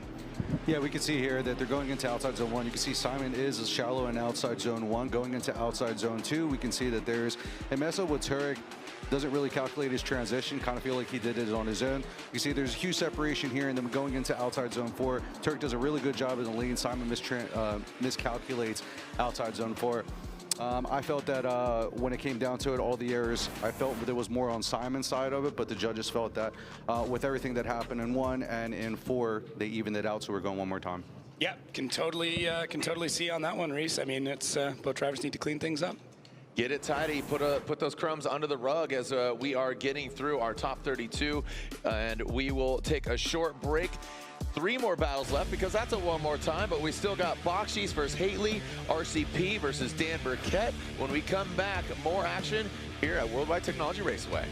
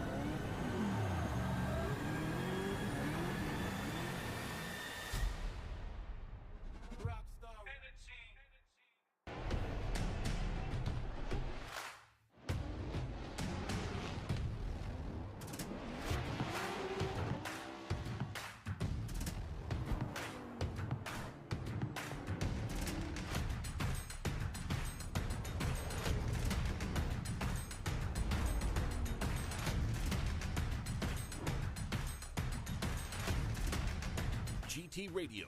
Experience ultra high performance. Visit your local discount tire and service centers for all your automotive needs. We're family-owned, serving as your one-stop shop to have your vehicle running smoothly. We offer 5-star services and a price match guarantee. Plus, get 2 tires free when you purchase 2 select tires. What are you waiting for? Go online and schedule your appointment today. Are you ready to rev up your career? At the University of Northwestern Ohio, our high-performance motorsports program puts you in the fast lane with a 70% hands-on education. Learning from the best in the business, you'll master the skills needed to excel in the world of motorsports. From the pits to the paddocks, UNOH students and graduates dominate in all facets of racing. Turn your passion into a career at UNOH. Apply today at unoh.edu.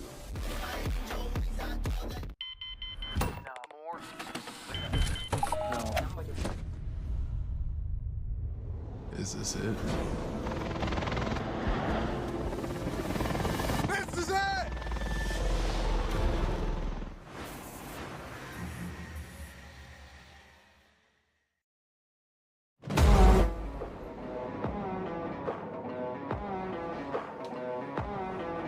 This is FD Fantasy. That's right. Play now and win. So we got betting, we got fantasy, we got all. I mean, there's so many different options to invest. Yeah, I mean, Fantasy League's cool. Pick up to 5 drivers, get some cool boosts that come in and out.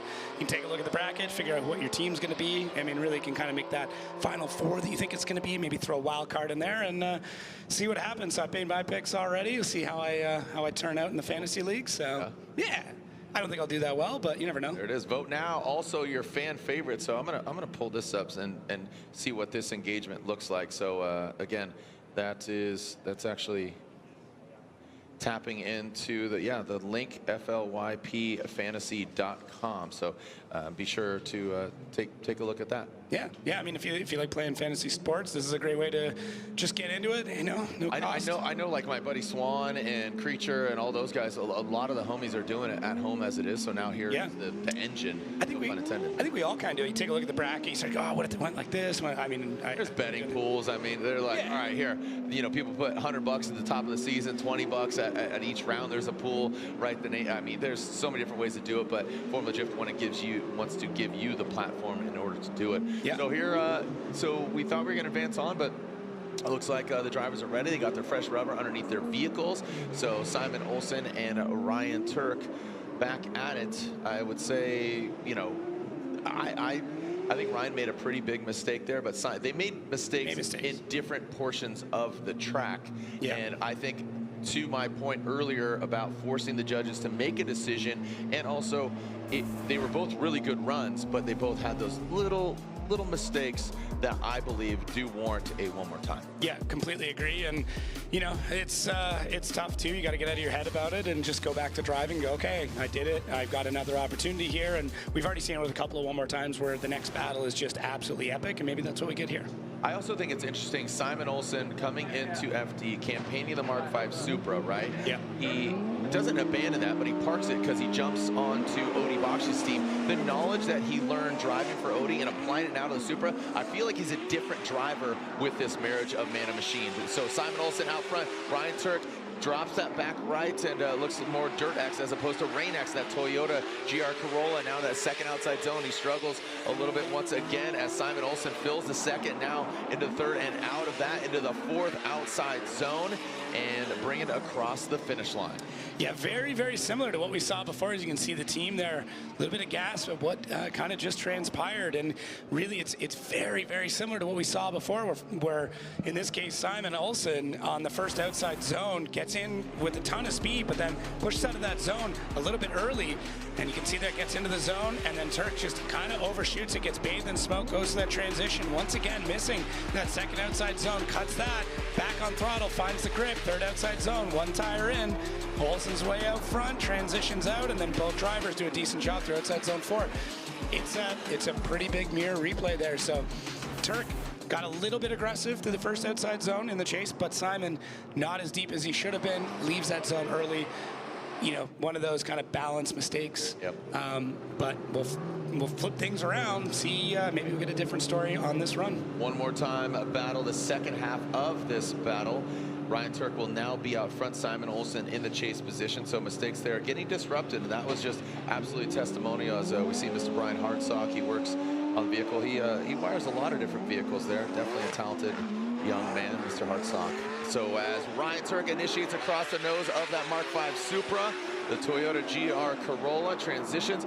Need to see that overhead view. Where was Simon in that smoke? Comes a little unwound there. We saw some contact, but keeps on pace into this last outside zone. How are they going to navigate? Man, that Corolla is kicking off a ton of smoke. Keep in mind, they did change tire manufacturers from last year. This is a freshman season on a new tire manufacturer for him and Freddie on those Kendas, and it's worked out for, you know, it was interesting too. Freddie talked about tires. Notably, he talked about the front tires, and which got him the win. Yeah, that's absolutely huge, and having that grippier front tire means that there's a lot of different things that you can do with the car and some confidence that you can get into it, and there's a pretty confident run there from Turk, who just seems to have this continuous thing where he's getting into the zone and kind of V'ing it off. It's not a big curved C. It's got a bit of a spike to it, and we saw that in the chase. We see that a little bit in the lead there from Ryan, but first outside zone leaves a little bit earlier, which puts him on that tighter line. Transitions really late, and that's where you get that V, where he's not filling the whole zone, and Simon's got to adapt throughout that whole thing. So it's a little bit better than what we saw previously, but yeah, the amount of smoke that Turk is kicking up is absolutely epic. Yeah, it is not a judge factor or criteria, but it just shows you the wheel speed, shows you the car just fighting it. And I think this is, and you talk about that V line or the B line coming into it and then less smooth, or they talk about a J or a C.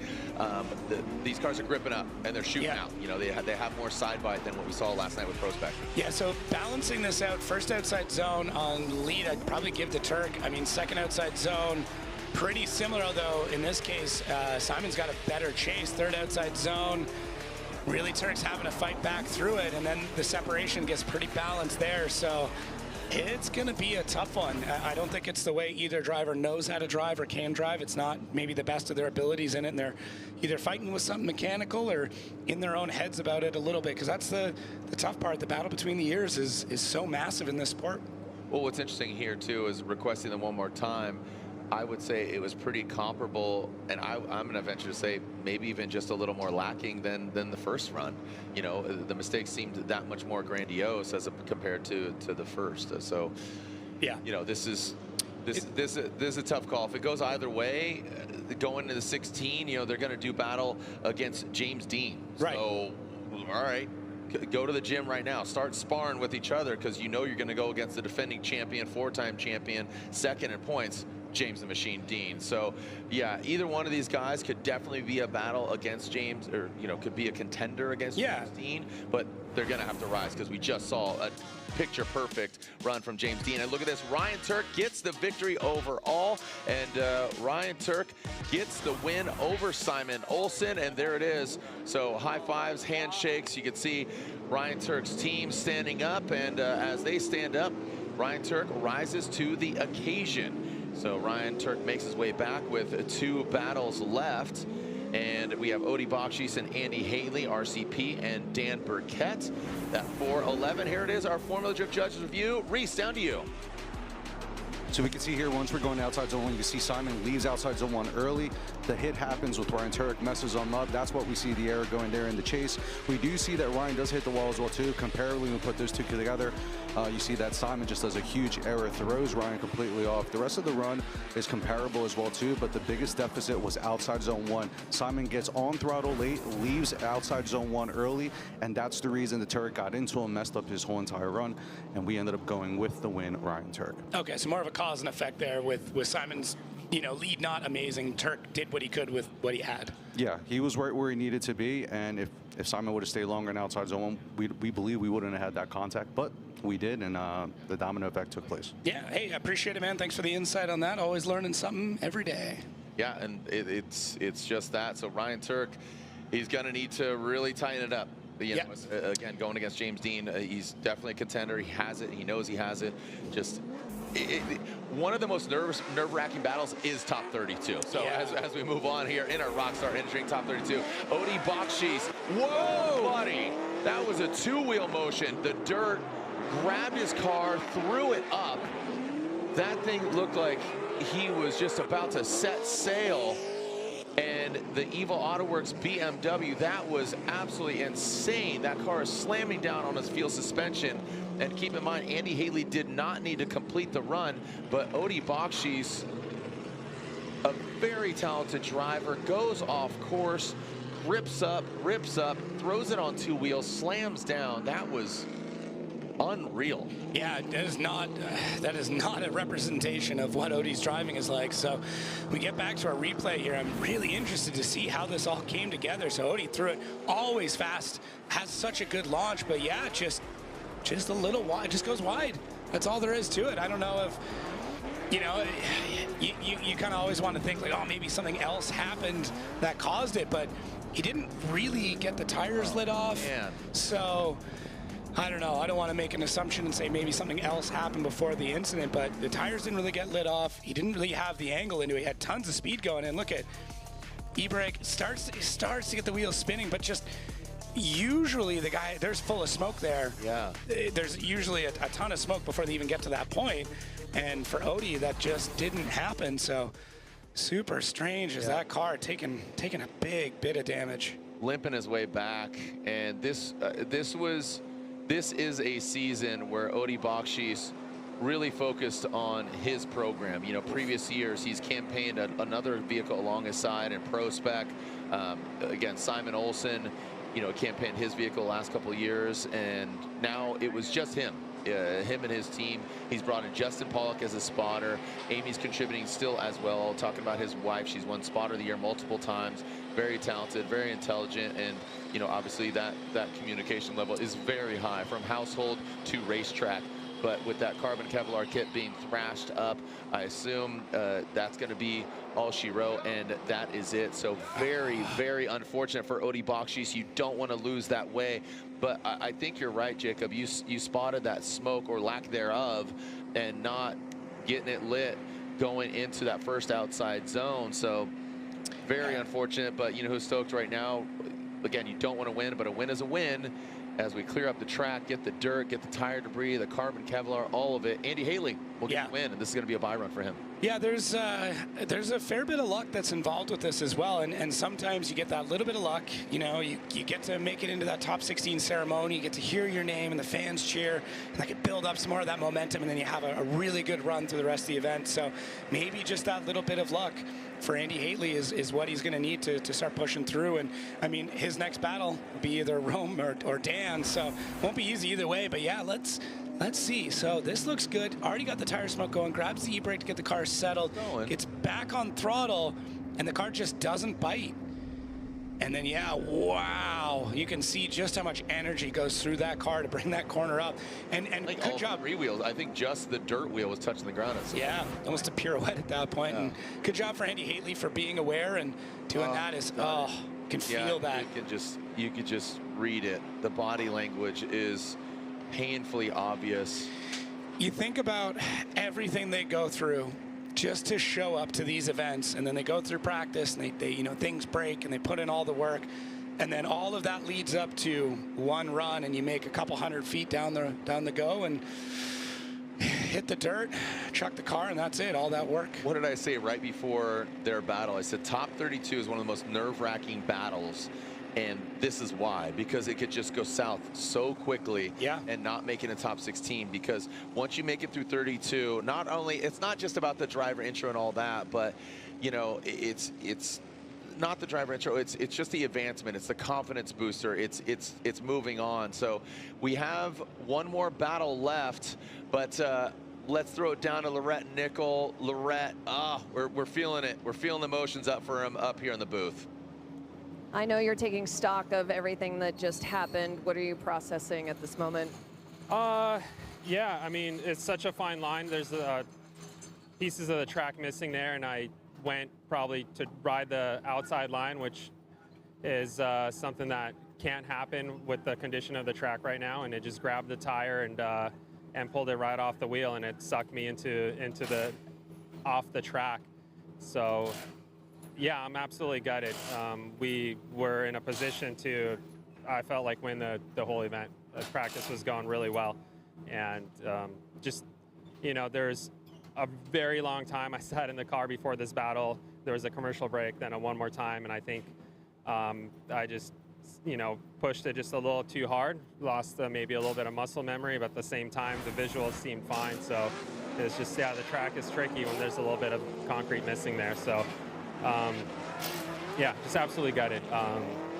I'm so sad for the team, for my family back at home, for everyone, because this is a huge blow with points.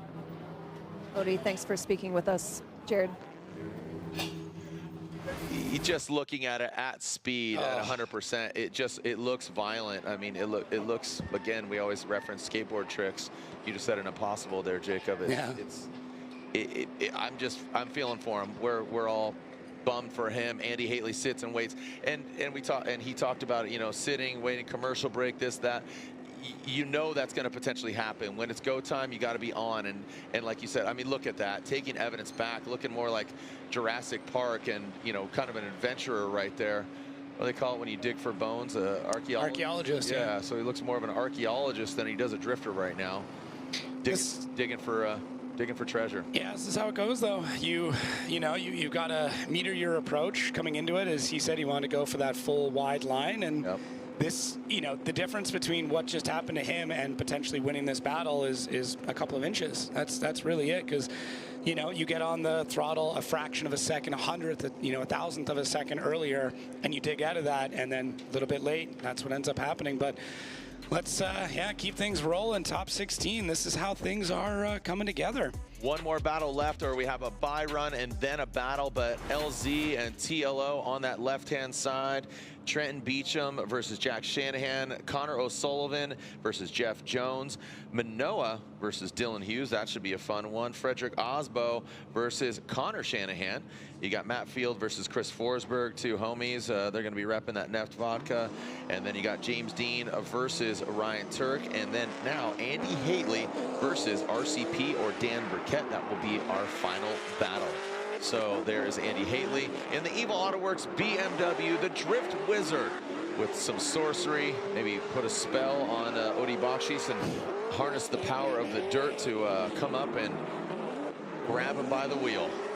But Andy Haley will get the victory after a bye run. One more battle, RCP, Rome Charpentier versus Rad Dan Burkett. Yeah, I've been looking forward to this battle as well, between both of them. Rad Dan just getting things together. It seems like he's in a different mindset. He's driving quite well, and for Rome, I mean, a lot on the line here as well. And yeah, just needs to do that. But as we take a look at these updated standings, that is where Odie is going to sit, and everybody around him is going to be moving up. So tough go for that championship race. Not over for him. No. By no means is it over for him. Yeah. But it does get a little bit tougher.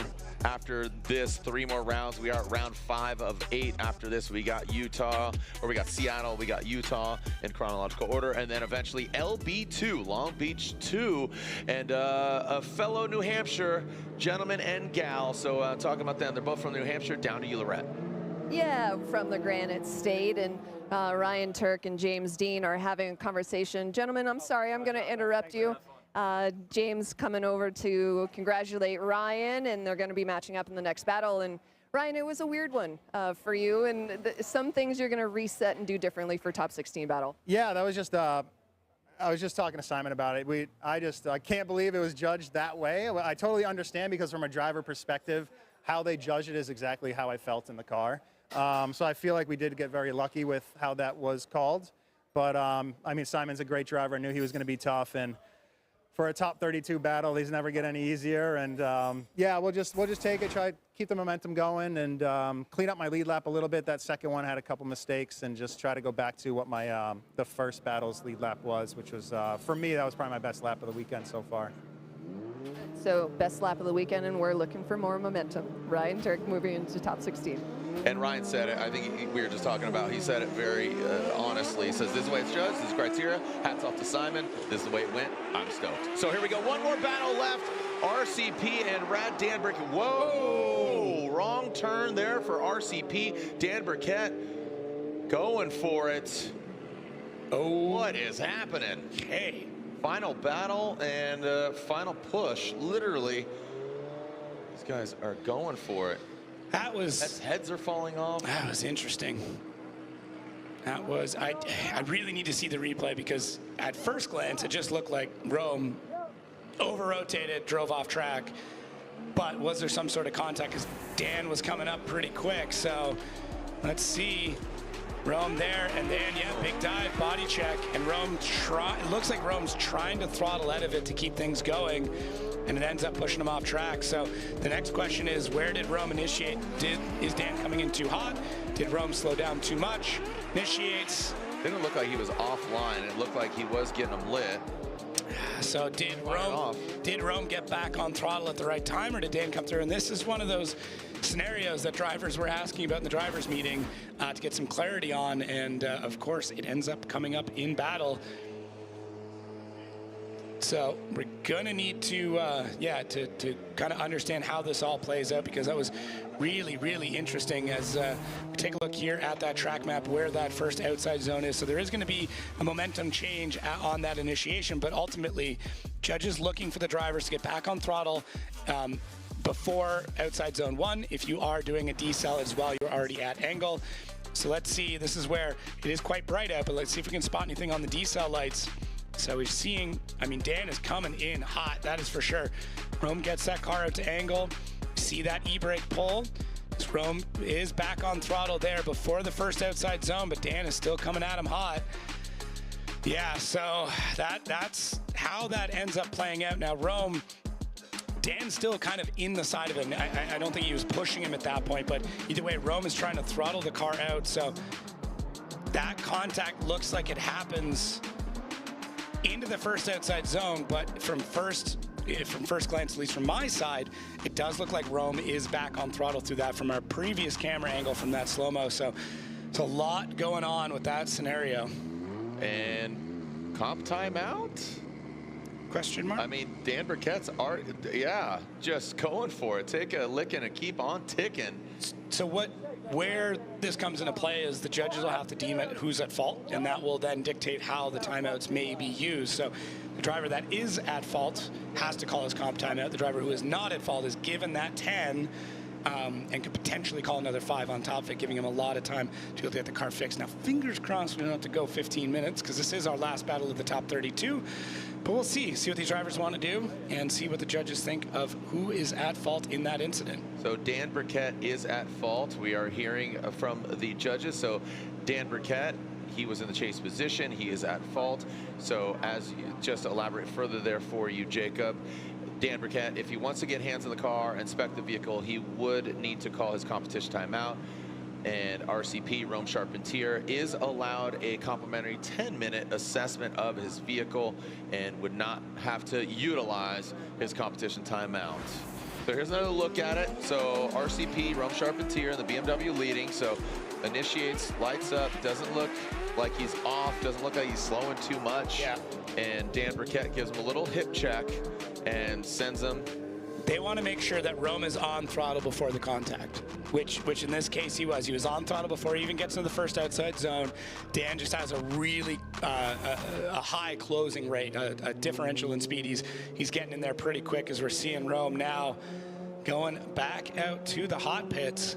Yep. I can't quite tell if the car is just bouncing around or if that's just the way the pavement is out there. But either way, taking a look at it, it was a pretty good knock.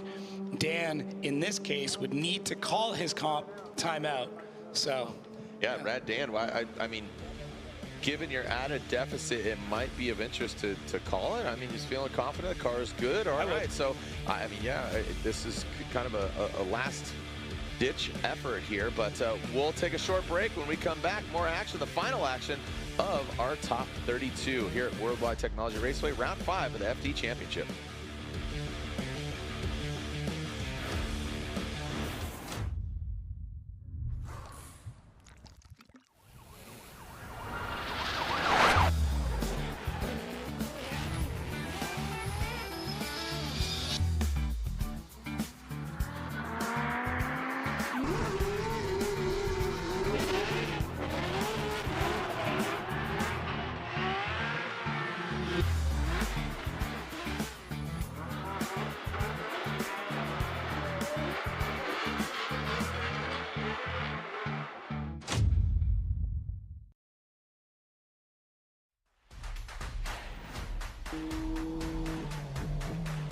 モータースポーツで得た高度な技術をすべてのレイズホイール一本に込める魂は永遠に変わらない。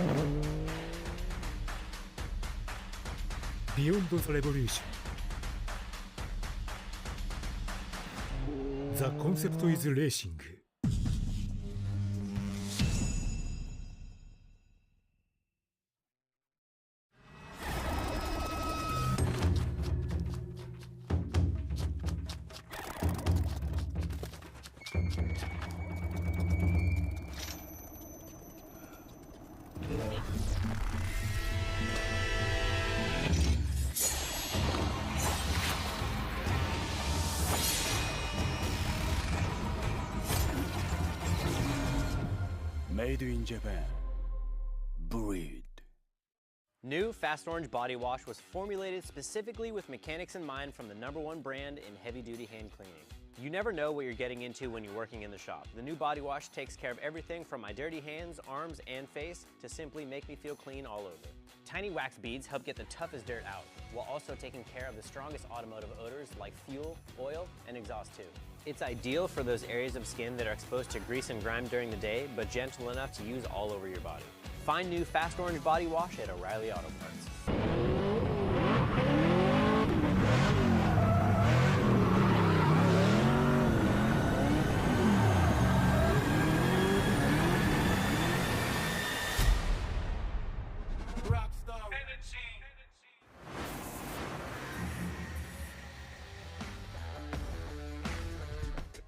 O'Reilly Auto Part Random Part Challenge St. Louis edition. I'm here with Renee Burkett, Mrs. Rad.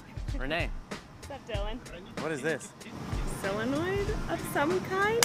That's good enough. This is a distributor condenser for a 1971 Cougar. Mercury Cougar. I knew that. Aha. Aha. Okay. Got to be in here. I found Travis Reeder in the pits. Travis. Dylan. What the heck that is, brother? Dude, I know exactly what this is. What is it? I know exactly what it is. Give me a second first.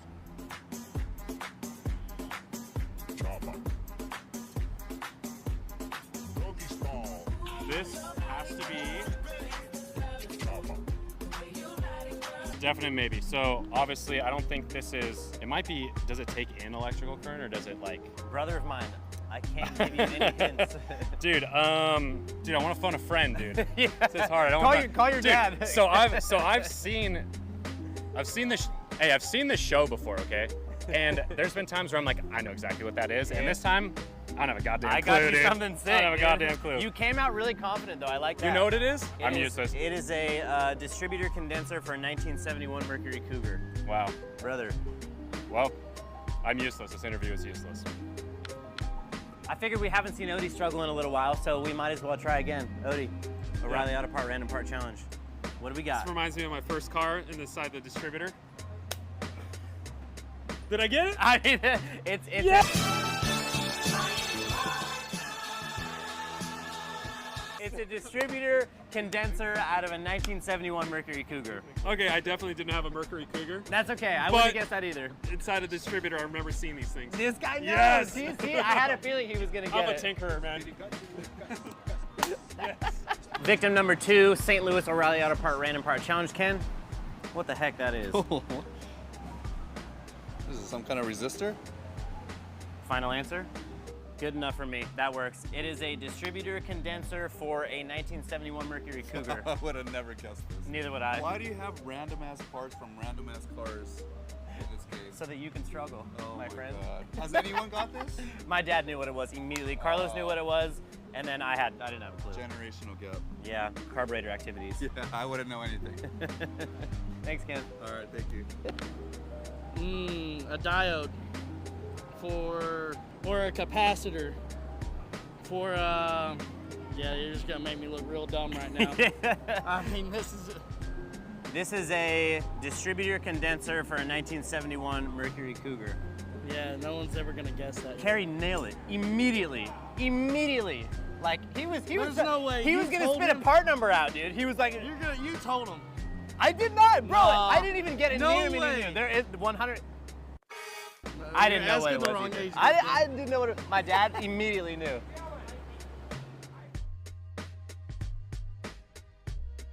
Welcome back. You can see in the cockpit there of RCP. Let's quickly throw it down to Lorette Nickel. Lorette. Rome, just an update on the condition of the car. So left rear is bent 10 mil out. So we started with, I think, 15 or 20 mil toe in, and we're 10 mil out. So we moved about 30 mil the wrong direction. So the left wheel is now pointed outward. So the guys are just trying to make the tie rod as long as possible without it falling out, obviously, and try and get me at least both of them pointed kind of straight or at least forward a little bit. Thanks. All right, so that is the old makeshift bubblegum zip tie race tape kind of deal. So Rad Dan sitting on line, always great looking cars, good liveries, good all that, but yeah, right now I sense a bit of frustration in his camp. Yeah, of course. It's going to happen. And really, for the spotters, for the teams, for the crew, you're always going to fight for your driver, right? You're going to fight for every little bit, any kind of advantage you can get in. You're going to be like, hey, what about this? What about that? So, lots of people sharing their opinions, sharing their thoughts on this, using past precedent, things like that, because this is a team sport. This is very much a team sport, and that is not just the mechanics, that is the spotters, that is everybody going like, okay, what about this scenario? Why is this going that way?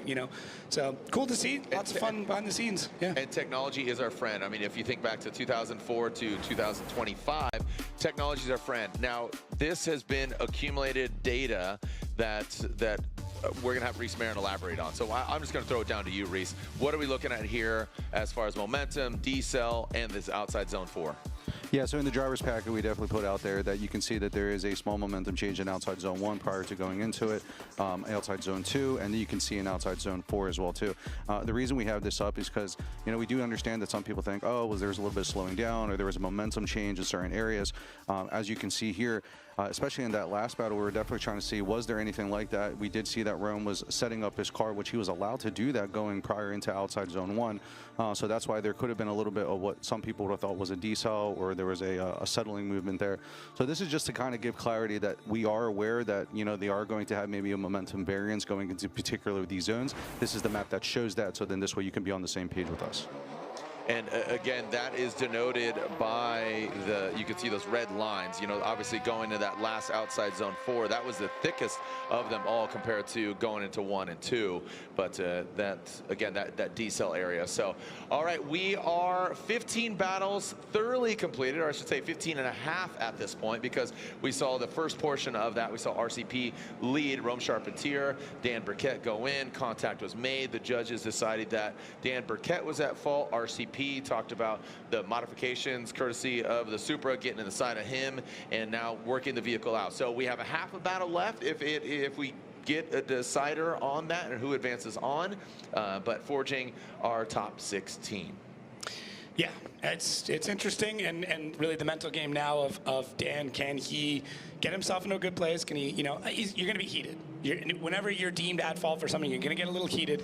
He's got to keep himself calm, get himself composed, get ready to go back in this battle, more or less forget what just happened, run his run, do the best he absolutely can, and hopefully something else strange happens that puts it, in his favor.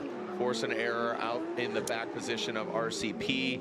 He's going to put down a solid lead run. The attitude of Dan Burkett and his lovely wife Renee, they're now living in Florida. They've really focused and doubled down on Rad Industries and building a lot of different parts and things. I mean, he's definitely a busy gentleman in a busy camp, and it's great to see, he took that season off. He's come back, I feel like reinvigorated. Yeah.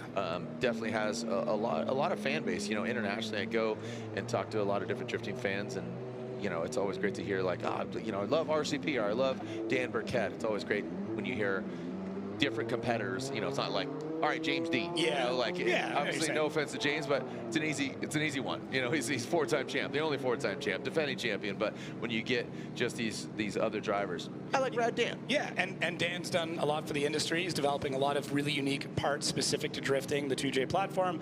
A lot of the work he's done with the Mark IV Supra. He's not just competing, but he's developing and making the sport even better from even the level of nuts and bolts.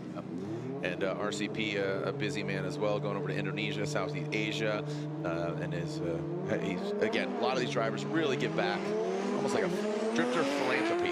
All right, here we go. Rad Dan Burkett initiating his first outside zone, that Mark IV Toyota Supra.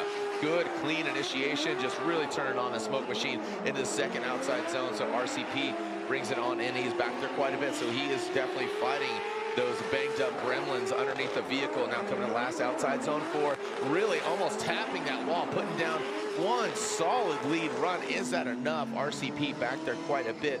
If Rome Charpentier does make it through, he has some time to work on his vehicle before top 32. Local time is 5:30, and we're back here with our United States Air Force opening ceremony, not until later here in the evening. But let's take a look at it here again, Jacob. Yeah, Rad Dan, I mean, he has calmed himself down. There's not a lot of big mistakes throughout this run. Does a pretty good job there through the first outside zone. Leaves a little bit early, gets that transition done just before he gets into the second outside zone, where really Rome very much playing it safe back there. He's leaving a lot on the table. Now, having a car that's broken like that, having to try and just get some sort of alignment that makes sense, not easy. Does not make the car easy to drive, and can tell by him, you know, initiating pretty late in there and just getting the car through the run.